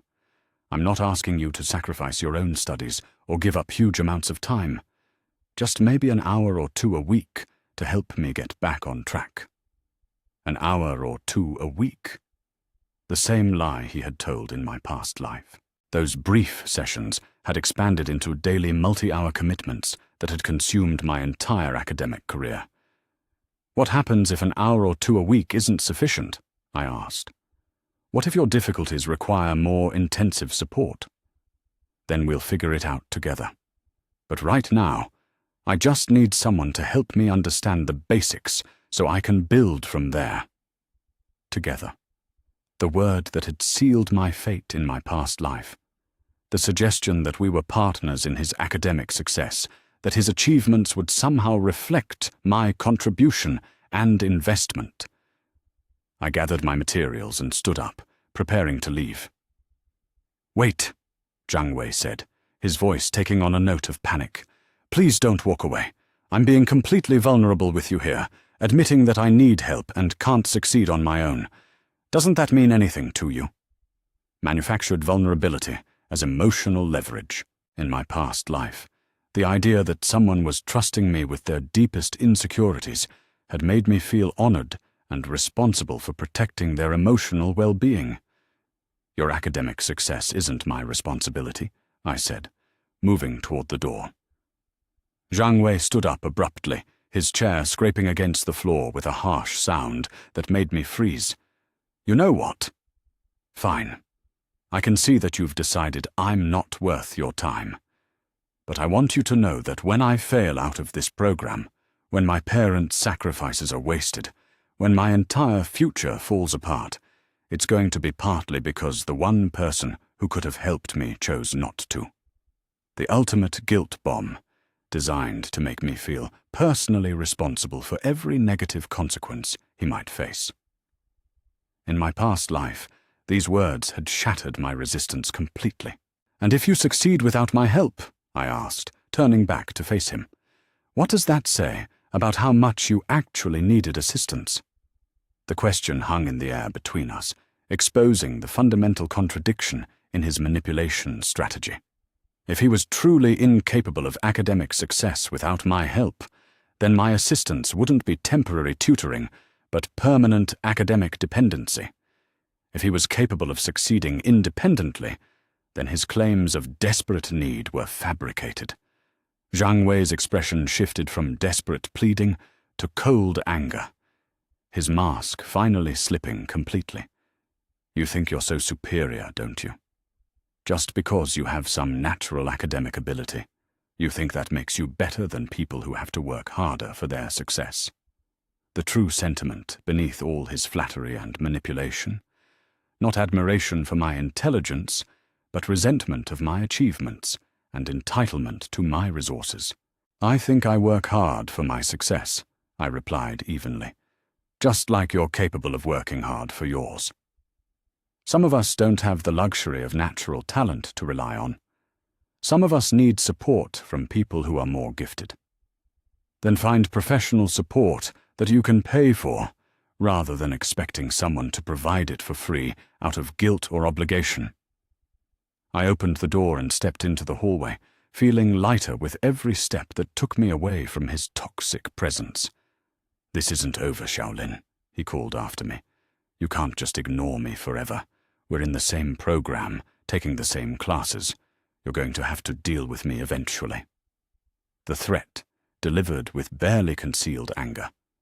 In my past life, this moment had terrified me, making me worry about social retaliation and academic sabotage.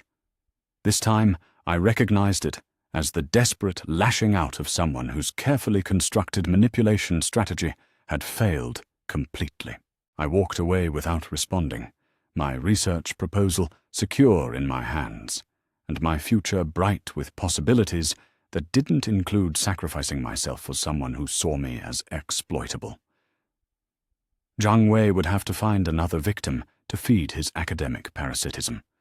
I was no longer available for consumption. The revelation came exactly 3 days after Zhang Wei's pathetic confrontation in the study room.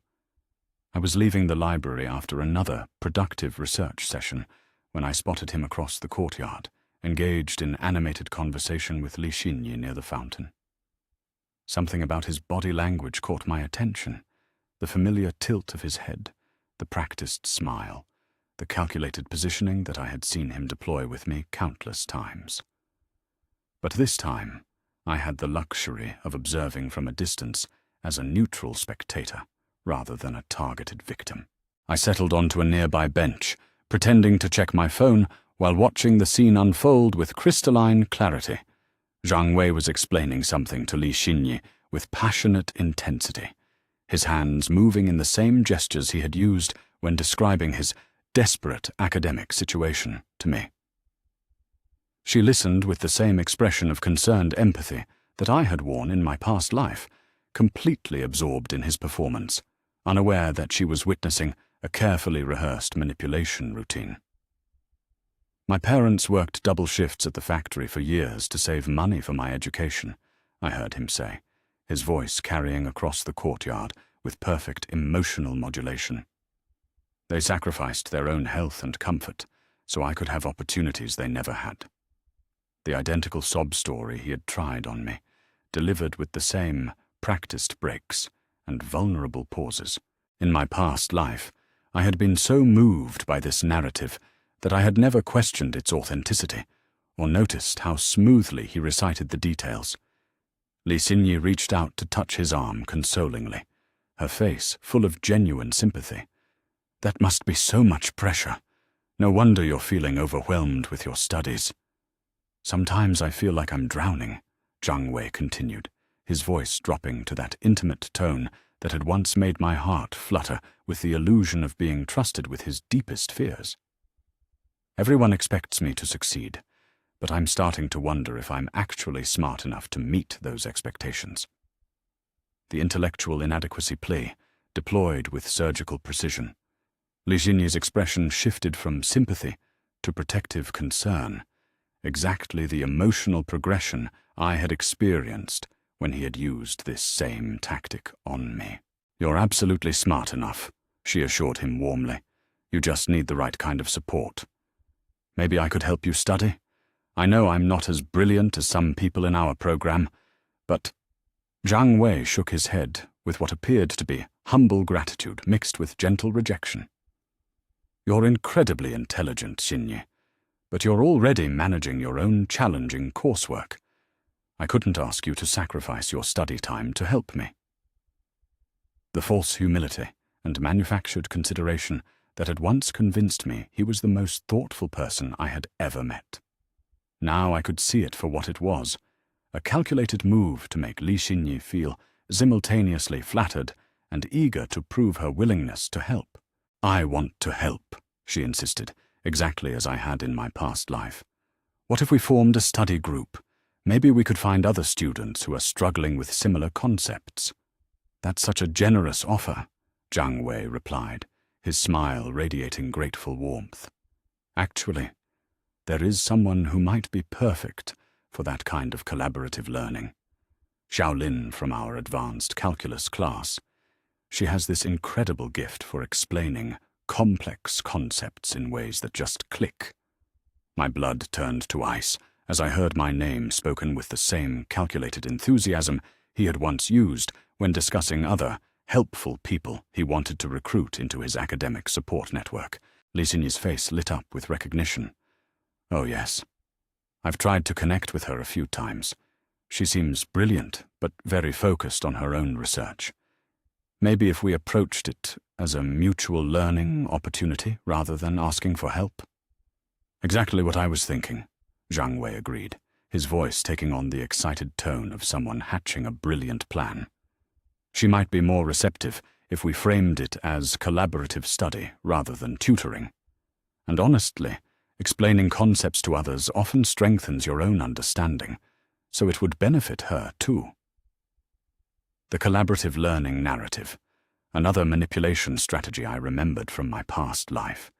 He had convinced me that tutoring him would actually improve my own comprehension, making his academic parasitism seem like a mutually beneficial exchange. "She does seem like she would appreciate the intellectual challenge of helping others understand difficult material," Li Xinyi mused, clearly warming to the idea. "And she might enjoy the social aspect of group study instead of always working alone." Social isolation as vulnerability.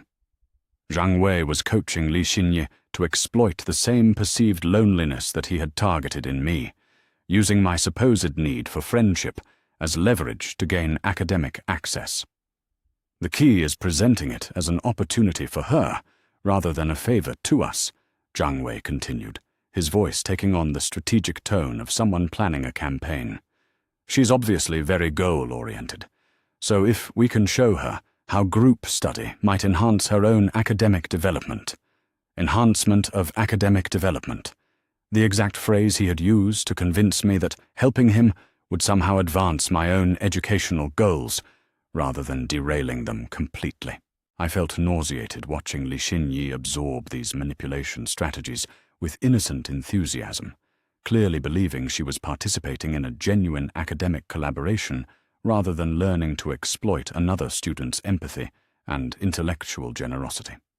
"Should I reach out to her again?" Li Xinyi asked eagerly. "Maybe mention that we're organizing a study group focused on practical applications of theoretical concepts." "That might work," Zhang Wei replied thoughtfully. "But maybe we should be more strategic about the timing. Wait until she seems stressed or overwhelmed with her research, then approach her with the study group as a stress relief activity. Timing manipulation based on vulnerability assessment." I watched in horrified fascination as Zhang Wei taught Li Xinyi to identify and exploit emotional weakness, coaching her to become an unwitting accomplice in his academic predation. Or, he continued, his eyes taking on a calculating gleam, we could find out what her research focuses on and frame our study group around related concepts. If we can make it seem like our collaborative learning directly supports her research goals. Research integration as bait, the same strategy he had used to initially gain my trust, positioning his requests for help as opportunities for me to deepen my own understanding of concepts relevant to my academic interests. Li Xinyi nodded enthusiastically, completely unaware that she was being trained to manipulate someone she genuinely respected and wanted to befriend. She's working on financial modeling algorithms, she said helpfully. Maybe we could focus our study group on practical applications of calculus in economic analysis? Perfect, Zhang Wei replied with satisfaction. That way, she'll feel like participating benefits her research directly. And once she's invested in the group, she'll naturally want to help us understand the more advanced concepts. The investment trap, getting me committed to a group dynamic where abandoning the sessions would feel like betraying people who depended on me. In my past life, this psychological pressure had kept me locked into academic servitude long after I recognized its unsustainability. I had heard enough. Rising from the bench, I walked toward the library exit, my mind racing with the implications of what I had witnessed. Zhang Wei hadn't given up on exploiting me academically. He had simply recruited Li Xinyi as his primary manipulation agent. She would approach me with genuine enthusiasm and innocent intentions, making his predatory agenda seem like collaborative academic opportunity. In my past life, this exact strategy had worked perfectly. Li Xinyi had contacted me about forming a study group, and I had been so flattered by her apparent respect for my intelligence that I had agreed immediately. The group had quickly evolved into me tutoring both of them, while they focused their actual energy on their romantic relationship and career networking, but this time I had foreknowledge of their entire strategy. My phone buzzed with a text message from Li Xinyi. Hi Xiaolin, I hope you're doing well with your research. A few of us are thinking about forming a study group focused on practical applications of calculus in economic analysis. Would you be interested in joining us? I think your insights would be incredibly valuable, and it might be a nice break from intensive research work. The message was perfectly crafted, hitting every manipulation point Zhang Wei had coached her to target. Flattery about my insights, framing participation as beneficial to me, positioning the group as stress relief rather than additional obligation. I deleted the message without responding. 20 minutes later, another text arrived. I should mention that we're particularly interested in exploring connections between theoretical concepts and real-world financial modeling. I know that's related to your research area, so the study group might actually support your current projects. The research integration bait deployed exactly as Zhang Wei had planned. In my past life, this follow-up message had sealed my participation, making me feel like the study group was practically designed for my benefit. I blocked Li Xinyi's number. That evening, I received an email from Zhang Wei himself. Hi Xiaolin, Li Xinyi mentioned she reached out about a study group that might interest you. I wanted to add my voice to the invitation because I think you'd bring such valuable perspectives to our discussions. No pressure at all. Just thought you should know that several of us would really benefit from your participation. Several of us. The illusion of community demand, designed to make me feel sought after and important to multiple people rather than just one desperate student. I deleted the email and added Zhang Wei's address to my spam filter. The next morning, I found a handwritten note slipped under my dorm room door. Xiaolin, I hope you don't think we're being pushy about the study group. We're just excited about the possibility of collaborative learning with someone as insightful as you. If the timing isn't right now, maybe we could revisit the idea later in the semester. Li Xinyi. The patience gambit, suggesting that they were willing to wait for my convenience, rather than pressuring me for immediate compliance. In my past life, this apparent flexibility had convinced me that their interest was genuine and respectful, rather than manipulative. I threw the note in the trash.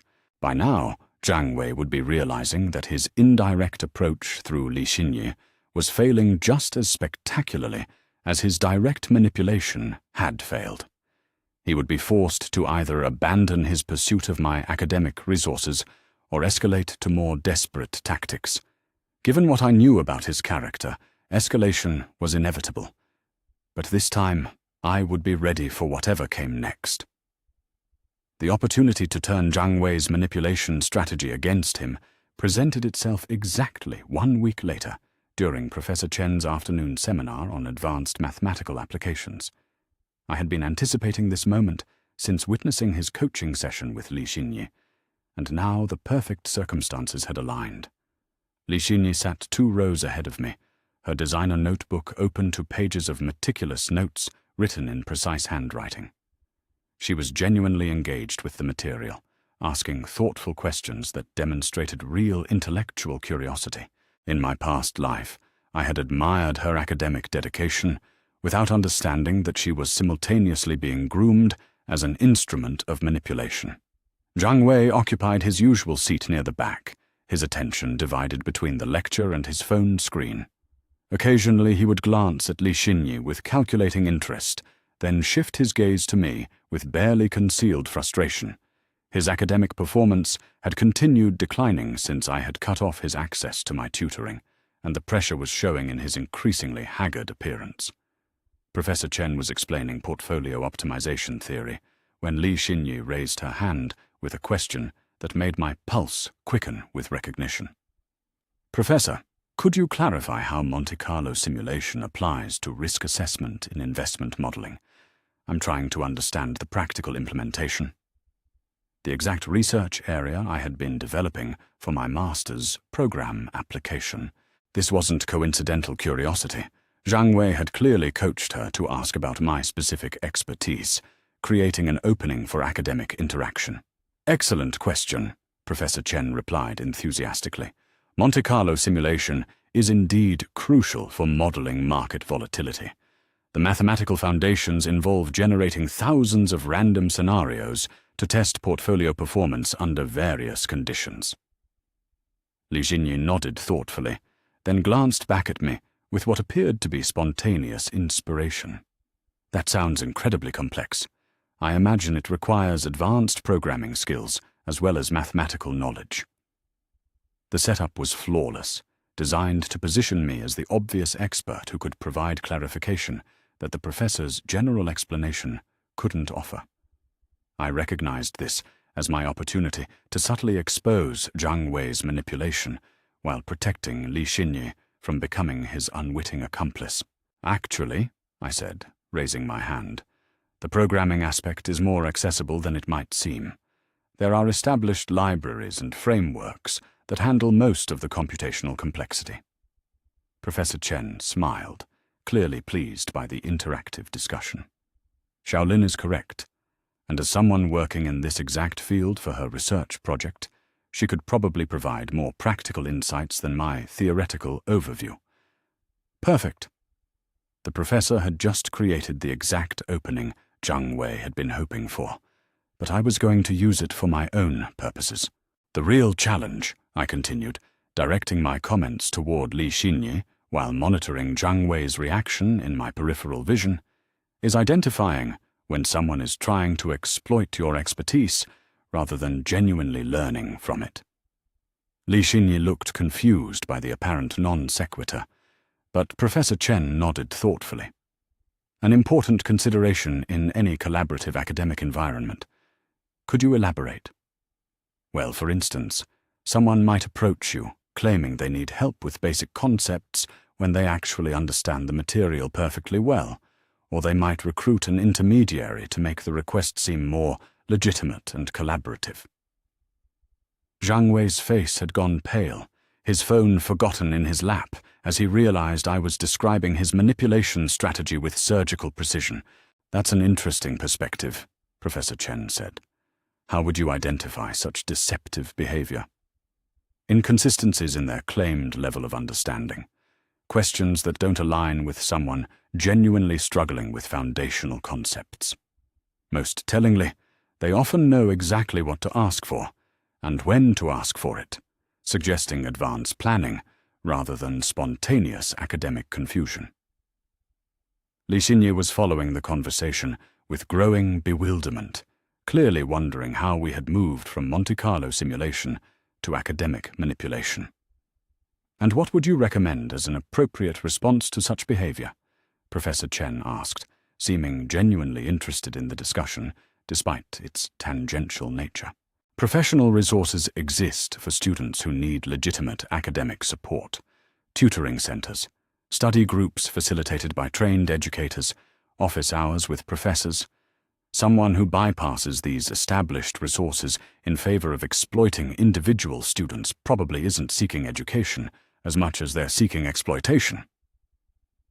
Zhang Wei shifted uncomfortably in his seat, his face flushed with anger and humiliation. Every word I had spoken described his behavior with obvious accuracy, but delivered in an academic context that made direct confrontation impossible. "Furthermore," I continued, looking directly at Li Xinye, "well-meaning students sometimes get recruited into these exploitation schemes without realizing they're being used as intermediaries.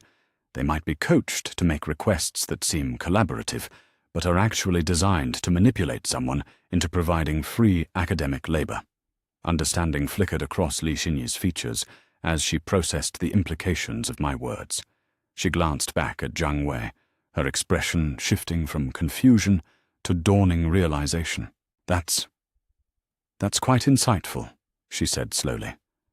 "I hadn't considered that academic collaboration might sometimes be a cover for less legitimate interactions."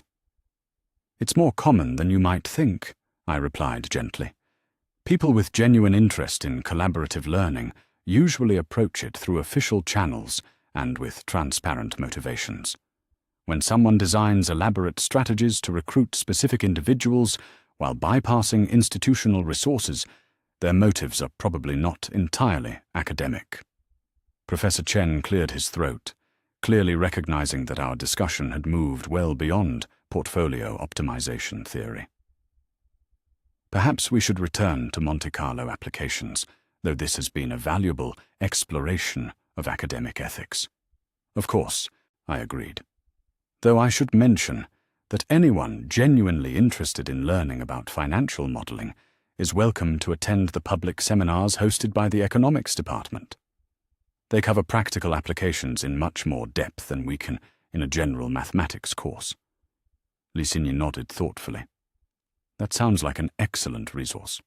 Much better than relying on informal help that might put unfair burden on fellow students." Zhang Wei's jaw was clenched with barely controlled fury, his manipulation strategy unraveling in real time as Li Xinye absorbed the lessons I had embedded in our academic discussion. After class, Li Xinye approached me as I gathered my materials.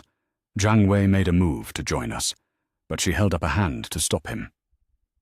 "Could I speak with Xiaolin privately for a moment?" He had no choice but to nod and retreat, though his expression promised that this conversation would have consequences. "I owe you an apology," Li Xinye said quietly, once we were alone. "I think I've been inadvertently participating in exactly the kind of behavior you were describing." "What do you mean?" I asked, though I knew perfectly well what she meant. "Zhang Wei suggested that I reach out to you about forming a study group. He coached me on how to approach you, what to emphasize, when to make contact. At the time, it seemed like helpful advice for connecting with someone who might be shy or overwhelmed with work. The truth, delivered with genuine remorse and growing understanding of how she had been manipulated into becoming an unwitting accomplice. But now I realize he was teaching me to manipulate you into providing academic support that he wanted but couldn't get directly. I feel horrible about it." "You had good intentions," I assured her. "You were trying to help someone you care about, and you believed you were facilitating legitimate academic collaboration. Still, I should have recognized that his approach was calculated rather than spontaneous. The way he planned every detail of my interactions with you should have been a red flag. Li Xinyi's intelligence was impressive. Within minutes of having the manipulation strategy exposed, she had analyzed Zhang Wei's behavior with clarity that would protect her from future exploitation. "What will you do now?" I asked. "Honestly, I need to reconsider my entire relationship with him. If he's willing to manipulate me into manipulating you, what does that say about how he views both of us?"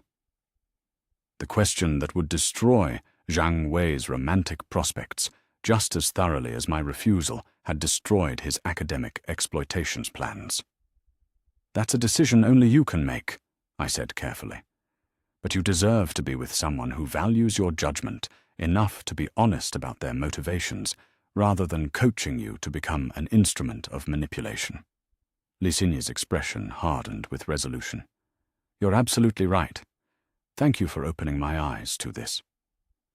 As she walked away, I could see Zhang Wei waiting anxiously by the building entrance, clearly hoping to intercept her and manage whatever damage control might be necessary. But the damage was already done. Li Xinyi now understood that she had been used as a manipulation tool, and someone with her intelligence and self-respect would not tolerate that kind of deception from a romantic partner. Zhang Wei had lost his academic support, his romantic relationship, and his social credibility in a single afternoon. All because I had turned his own manipulation strategy into a teaching moment that exposed his true character to the person whose opinion mattered most to him. The irony was perfect. His attempt to use Li Xinyi as a weapon against my boundaries had instead armed her with the knowledge necessary to recognize his exploitation and defend herself against it. My phone buzzed with a text from Li Xinyi. "Thank you for today. I'm ending things with Zhang Wei.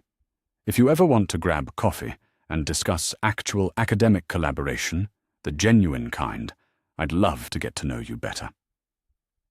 Genuine academic collaboration with someone who had learned to recognize and reject manipulation. Someone who valued honesty and respect in both academic and personal relationships. I smiled as I typed my response. I'd like that very much.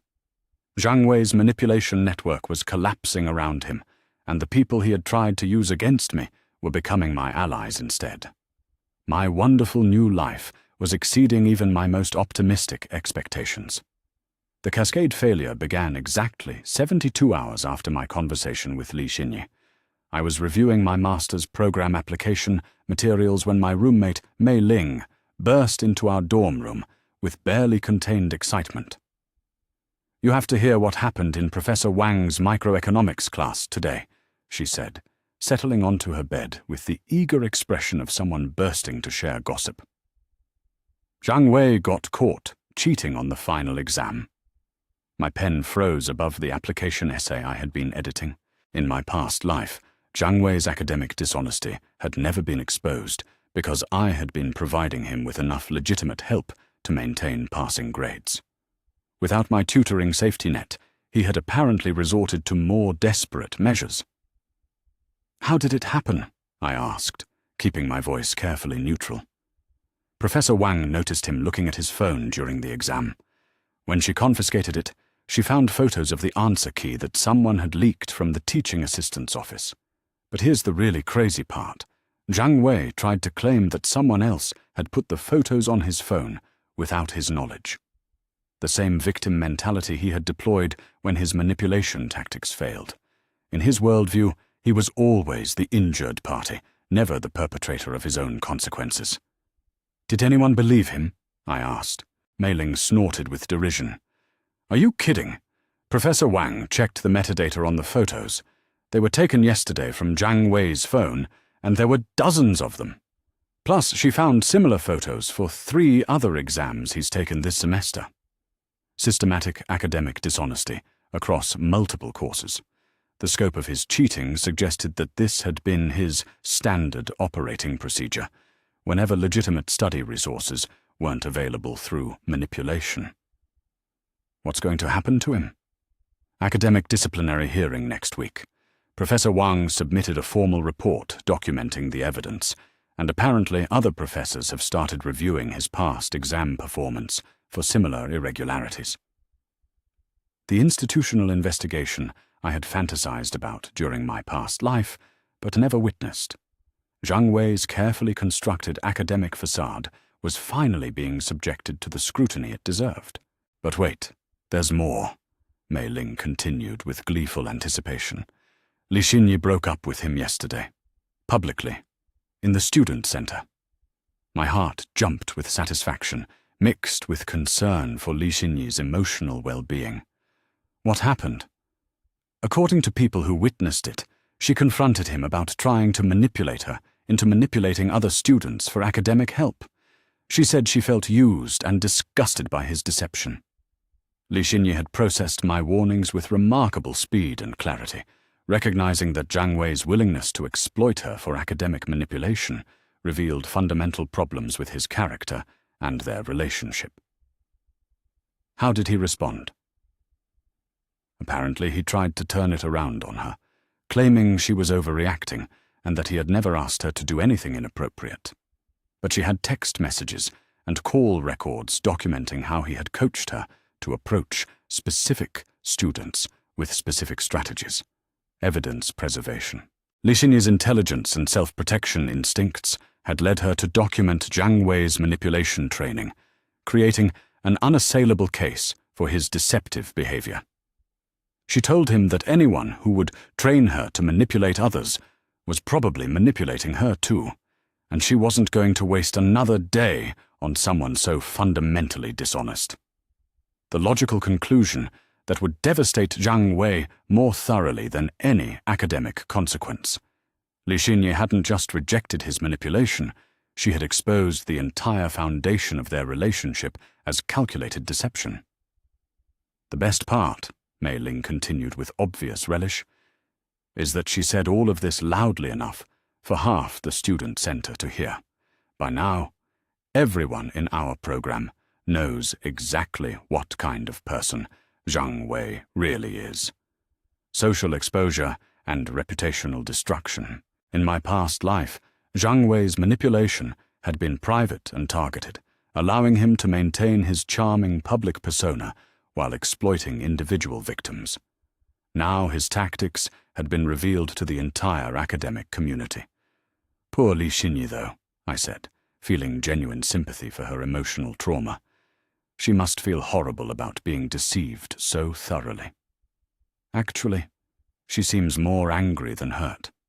I saw her at lunch today, and she was telling people that the experience taught her valuable lessons about recognizing manipulation in relationships. She sounded empowered rather than devastated. Li Xinyi's resilience impressed me. Rather than internalizing shame about being manipulated, she had transformed the experience into educational knowledge that would protect her from future exploitation. My phone buzzed with a text message from an unknown number. "This is all your fault. If you had just helped me like any decent person would have, none of this would have happened. I hope you're happy with what you've done to my life." Zhang Wei's final desperate attempt to blame me for the consequences of his own choices. In my past life, this exact accusation would have sent me into spirals of guilt and self-doubt, wondering if I really was responsible for his academic and social destruction. Now I recognized it as the pathetic deflection of someone who had never learned to take responsibility for his actions. I blocked the number and continued working on my application materials. That evening, news of Zhang Wei's situation spread further through the academic grapevine. Mei Ling returned from dinner with updates from multiple sources, each more damaging than the last. Professor Chen mentioned in his seminar that Zhang Wei's research project was probably plagiarized, she reported. Apparently the writing style and analytical sophistication don't match his demonstrated abilities in class participation and exams. The research project I had essentially written for him in my past life, passing off my intellectual work as his original thinking. Without my contribution, he had apparently submitted something so obviously beyond his capabilities that Professor Chen had immediately suspected academic dishonesty. Also, Li Xinyi has been talking to other students about manipulation tactics in academic relationships.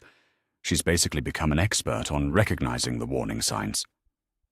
Li Xinyi's transformation from unwitting victim to knowledgeable advocate would protect countless other students from Zhang Wei's predatory behavior. Her intelligence and communication skills made her the perfect person to educate others about manipulation recognition. And get this, Zhang Wei's parents drove up from their hometown today. Turns out they're not poor farmers struggling to support his education. They own 3 successful restaurants and a small hotel chain. The final lie exposed. The sob story about parental sacrifice that had been the cornerstone of his emotional manipulation revealed as complete fabrication designed to trigger empathy and guilt. How did people find that out? Li Xinyi did some research after their breakup. She wanted to verify whether any of the stories he had told her were actually true. Turns out his family is wealthy enough that they've been making substantial donations to the University Development Fund. Methodical fact-checking that revealed the systematic nature of Zhang Wei's deception. Li Xinyi had approached the investigation of his lies with the same intellectual rigor she applied to her academic work. So he was never struggling financially or academically. He was just lazy and manipulative enough to exploit other people rather than doing his own work.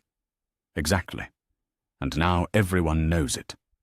My phone buzzed again with another message from a different unknown number. You destroyed my relationship and my academic career out of pure spite. I'll make sure everyone knows what kind of person you really are. Empty threats from someone whose credibility had been completely demolished. In my past life, these kinds of intimidation tactics would have terrified me into compliance or silence. Now they seemed like the desperate flailing of a predator who had lost all power over his intended victim. I deleted the message and added the number to my block list. The next morning brought news of Zhang Wei's formal academic suspension pending the completion of his disciplinary hearing. The evidence of systematic cheating across multiple courses had been overwhelming, and the university had acted swiftly to protect academic integrity. He's been banned from campus while the investigation continues, Mei Ling reported over breakfast. Security has his photo and student ID flagged in case he tries to enter any academic buildings. The institutional protection I had never received in my past life, when his harassment and manipulation had been dismissed as personal drama rather than recognized as predatory behavior. What about his parents? They released a statement through the university, saying they're deeply disappointed in their son's choices and that they support the institution's disciplinary process. Apparently they had no idea he was using their family's financial situation as a manipulation tool. Even his own family had distanced themselves from his behavior once the truth was revealed. The isolation he was experiencing was the natural consequence of systematic dishonesty and exploitation. Li Xinyi asked me to give you this, Mei Ling said, handing me a folded piece of paper. She said she wanted to thank you for helping her recognize manipulation tactics before she got in too deep. I unfolded the note and read Li Xinyi's careful handwriting. Xiaolin, your insights about academic manipulation probably saved me from months or years of being used as an instrument of deception. I hope we can build a genuine friendship based on mutual respect and honesty. Would you like to study together for real this time? Li Xinyi. A relationship built on truth rather than manipulation. Collaboration based on mutual benefit rather than exploitation. The possibility of genuine friendship with someone who had learned to value authenticity and reject deception. I smiled as I wrote my response, accepting her invitation. Zhang Wei's attempts to use Li Xinyi against me had instead created the foundation for a meaningful connection between us. His manipulation had backfired so completely that he had lost everything while inadvertently improving my social relationships. The irony was perfect. His predatory behavior had been exposed through his own actions, his academic dishonesty had been revealed through his own desperation, and his romantic relationship had been destroyed by his own deception. I hadn't needed to seek revenge against Zhang Wei. I had simply refused to enable his parasitic behavior, and he had destroyed himself through the natural consequences of his own choices. My wonderful new life was thriving, while his carefully constructed facade crumbled into nothing. The confrontation I had been anticipating finally materialized 2 weeks after Zhang Wei's academic suspension was formalized. I was leaving Professor Chen's evening office hours when I found him waiting by the mathematics building entrance, his appearance so deteriorated that I barely recognized him as the charming manipulator who had once seemed impossibly confident and attractive. His clothes were wrinkled and ill-fitting, as if he had lost significant weight rapidly. Dark circles shadowed his eyes, and his usually perfectly styled hair hung limp and unwashed. The transformation was startling. In my past life, Zhang Wei had maintained his polished appearance even during periods of academic stress, because I had been managing his workload and emotional crises. "Xiaolin," he said, stepping directly into my path with desperate urgency. "We need to talk. This has gone too far." I stopped walking but didn't respond, studying his face with the clinical detachment that my rebirth had granted me. In my past life, seeing him in distress would have triggered immediate concern and guilt. Now I felt nothing but cold interest in observing how thoroughly his manipulation empire had collapsed. "Look at what you've done to me," he continued, his voice carrying a note of wounded incredulity. "I've lost my academic standing, my relationship, my social connections, even my family's respect. Are you satisfied now?" The blame projection I had expected. In Zhang Wei's worldview, consequences were always someone else's fault, never the natural result of his own choices and actions. "I haven't done anything to you," I replied calmly. "I simply stopped enabling your academic parasitism." "Enabling?" His voice rose with indignation. "You could have helped me succeed, but instead you chose to watch me fail out of pure vindictiveness. You had the power to prevent all of this, and you deliberately chose not to use it." The same entitlement that had driven his manipulation in my past life, the assumption that my intelligence and time belonged to him, that refusing his exploitation was a form of cruelty rather than basic self-protection. "Your success was never my responsibility," I said. "There were multiple legitimate resources available to help you academically. You chose to bypass all of them in favor of manipulating individual students. Those resources don't work for everyone. Some people need personalized attention and patient explanation to really understand complex concepts. You have a gift for teaching that could have made all the difference in my academic career." The gift narrative again deployed with increasing desperation. In my past life, this appeal to my supposed unique teaching ability had been irresistible flattery. Now I recognized it as calculated manipulation designed to make me feel responsible for his success or failure. If you genuinely needed personalized academic support, you could have paid for private tutoring or requested accommodations through disability services. Instead, you chose to exploit vulnerable students through emotional manipulation. Zhang Wei's expression shifted from self-pitying pleading to barely controlled anger. "Vulnerable students? You were the top performer in our program. You had advantages and abilities that you refused to share with someone who was struggling. How is that any different from hoarding resources while others suffer?" The victimhood reversal, portraying his exploitation as justifiable wealth redistribution. In my past life, this reframing had made me question whether refusing to help him was indeed a form of selfishness. "You weren't struggling," I replied evenly. "You were lazy. There's a significant difference between needing help and choosing to exploit others instead of doing your own work. That's not true. I worked incredibly hard trying to understand the material on my own. I spent countless hours studying, but some concepts just wouldn't click without someone who could explain them in a way that made sense to me. The false effort narrative, designed to make his manipulation seem like a last resort rather than a first choice. In my past life, the image of him struggling alone and desperately had convinced me that tutoring him was an act of compassion rather than enabling. If that were true, your exam performance would have improved gradually as you developed better understanding.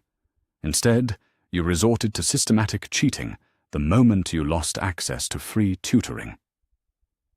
Zhang Wei's face flushed with embarrassment and rage. I made one mistake in a moment of panic. That doesn't invalidate everything else I was trying to accomplish academically. One mistake. I allowed a note of incredulity to enter my voice. Professor Wang found evidence of cheating across multiple courses and multiple semesters. Your academic dishonesty was systematic, not impulsive. You don't understand the pressure I was under. My parents had such high expectations, and I was terrified of disappointing them. Sometimes people make desperate choices when they feel like they have no other options. The family pressure excuse, delivered with theatrical vulnerability. In my past life, this appeal to parental expectations had been one of his most effective manipulation tactics. Your parents are wealthy business owners who could have afforded any level of academic support you needed. The family sacrifice story was another fabrication designed to trigger empathy and guilt. Zhang Wei's mask finally slipped completely, revealing the cold calculation beneath his emotional appeals. So what if I embellished some details? Everyone does that when they're trying to connect with people. You're acting like I committed some terrible crime instead of just trying to find ways to succeed academically. Embellished details? The systematic lies about his family background, financial situation, and academic struggles reduced to minor exaggerations rather than deliberate deception designed to exploit others' empathy. You didn't just embellish details, I said, my voice hardening with contained anger. You fabricated an entire false narrative to manipulate vulnerable students into providing free academic labor while you pursued romantic and social opportunities with your actual target. Li Xinyi was never a target. I genuinely cared about her, and she genuinely cared about me until you poisoned her mind with paranoid theories about my motivations. The relationship revisionism that attempted to portray their romance as authentic rather than strategic. In my past life, I would have been devastated by this declaration of his genuine feelings for another woman. You coached Li Xinyi to manipulate me into providing academic support that you wanted but couldn't obtain directly. That's not caring. That's using someone you claim to love as an instrument of deception. I was trying to help both of you. You needed social connections and she needed academic support. I thought bringing you together in a study group would benefit everyone involved. The collaborative benefit rationalization, suggesting that his manipulation had been motivated by altruistic concern for all parties rather than selfish exploitation. You thought nothing of the kind, I replied coldly. You trained Li Xinyi to identify my vulnerabilities and exploit them for your academic benefit. When she realized what you had done, she was disgusted enough to end your relationship immediately. Zhang Wei's composure cracked entirely, his voice rising to a near shout that drew stares from passing students. She ended our relationship because you convinced her to interpret normal academic collaboration as sinister manipulation. You destroyed something beautiful out of jealousy and spite.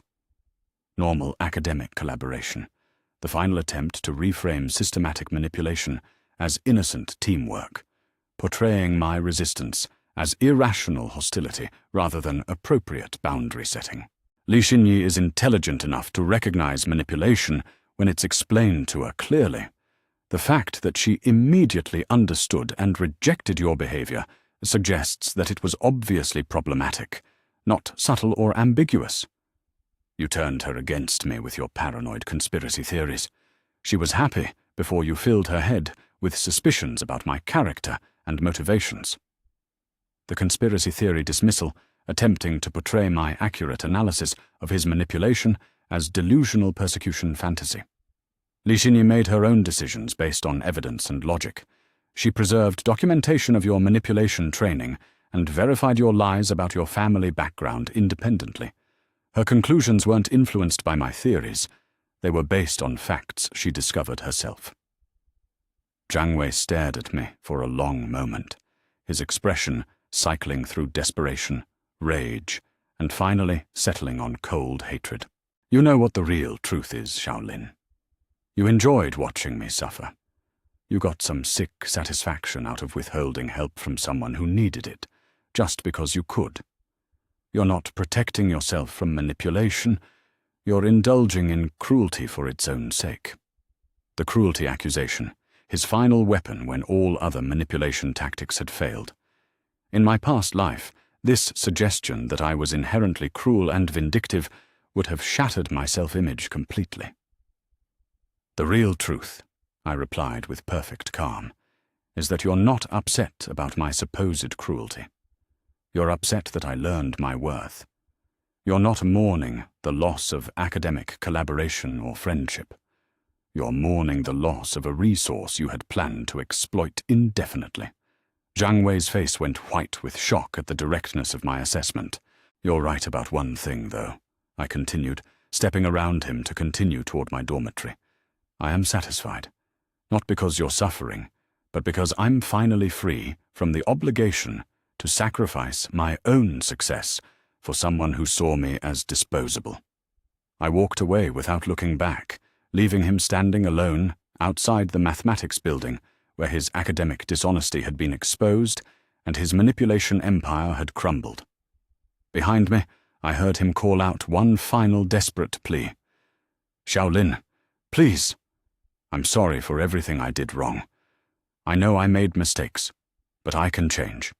I can be better if you just give me another chance to prove it. The same empty promise he had made in my past life after I discovered his betrayal with Li Xinyi. The same hollow offer of transformation that I had believed long enough for him to complete his academic goals and discard me. This time, I didn't even slow my pace. Zhang Wei would have to find another victim to exploit, another vulnerable student to manipulate, another academic safety net to abuse. I was no longer available for consumption, and my wonderful new life had no room for parasites who disguised their predation as collaboration.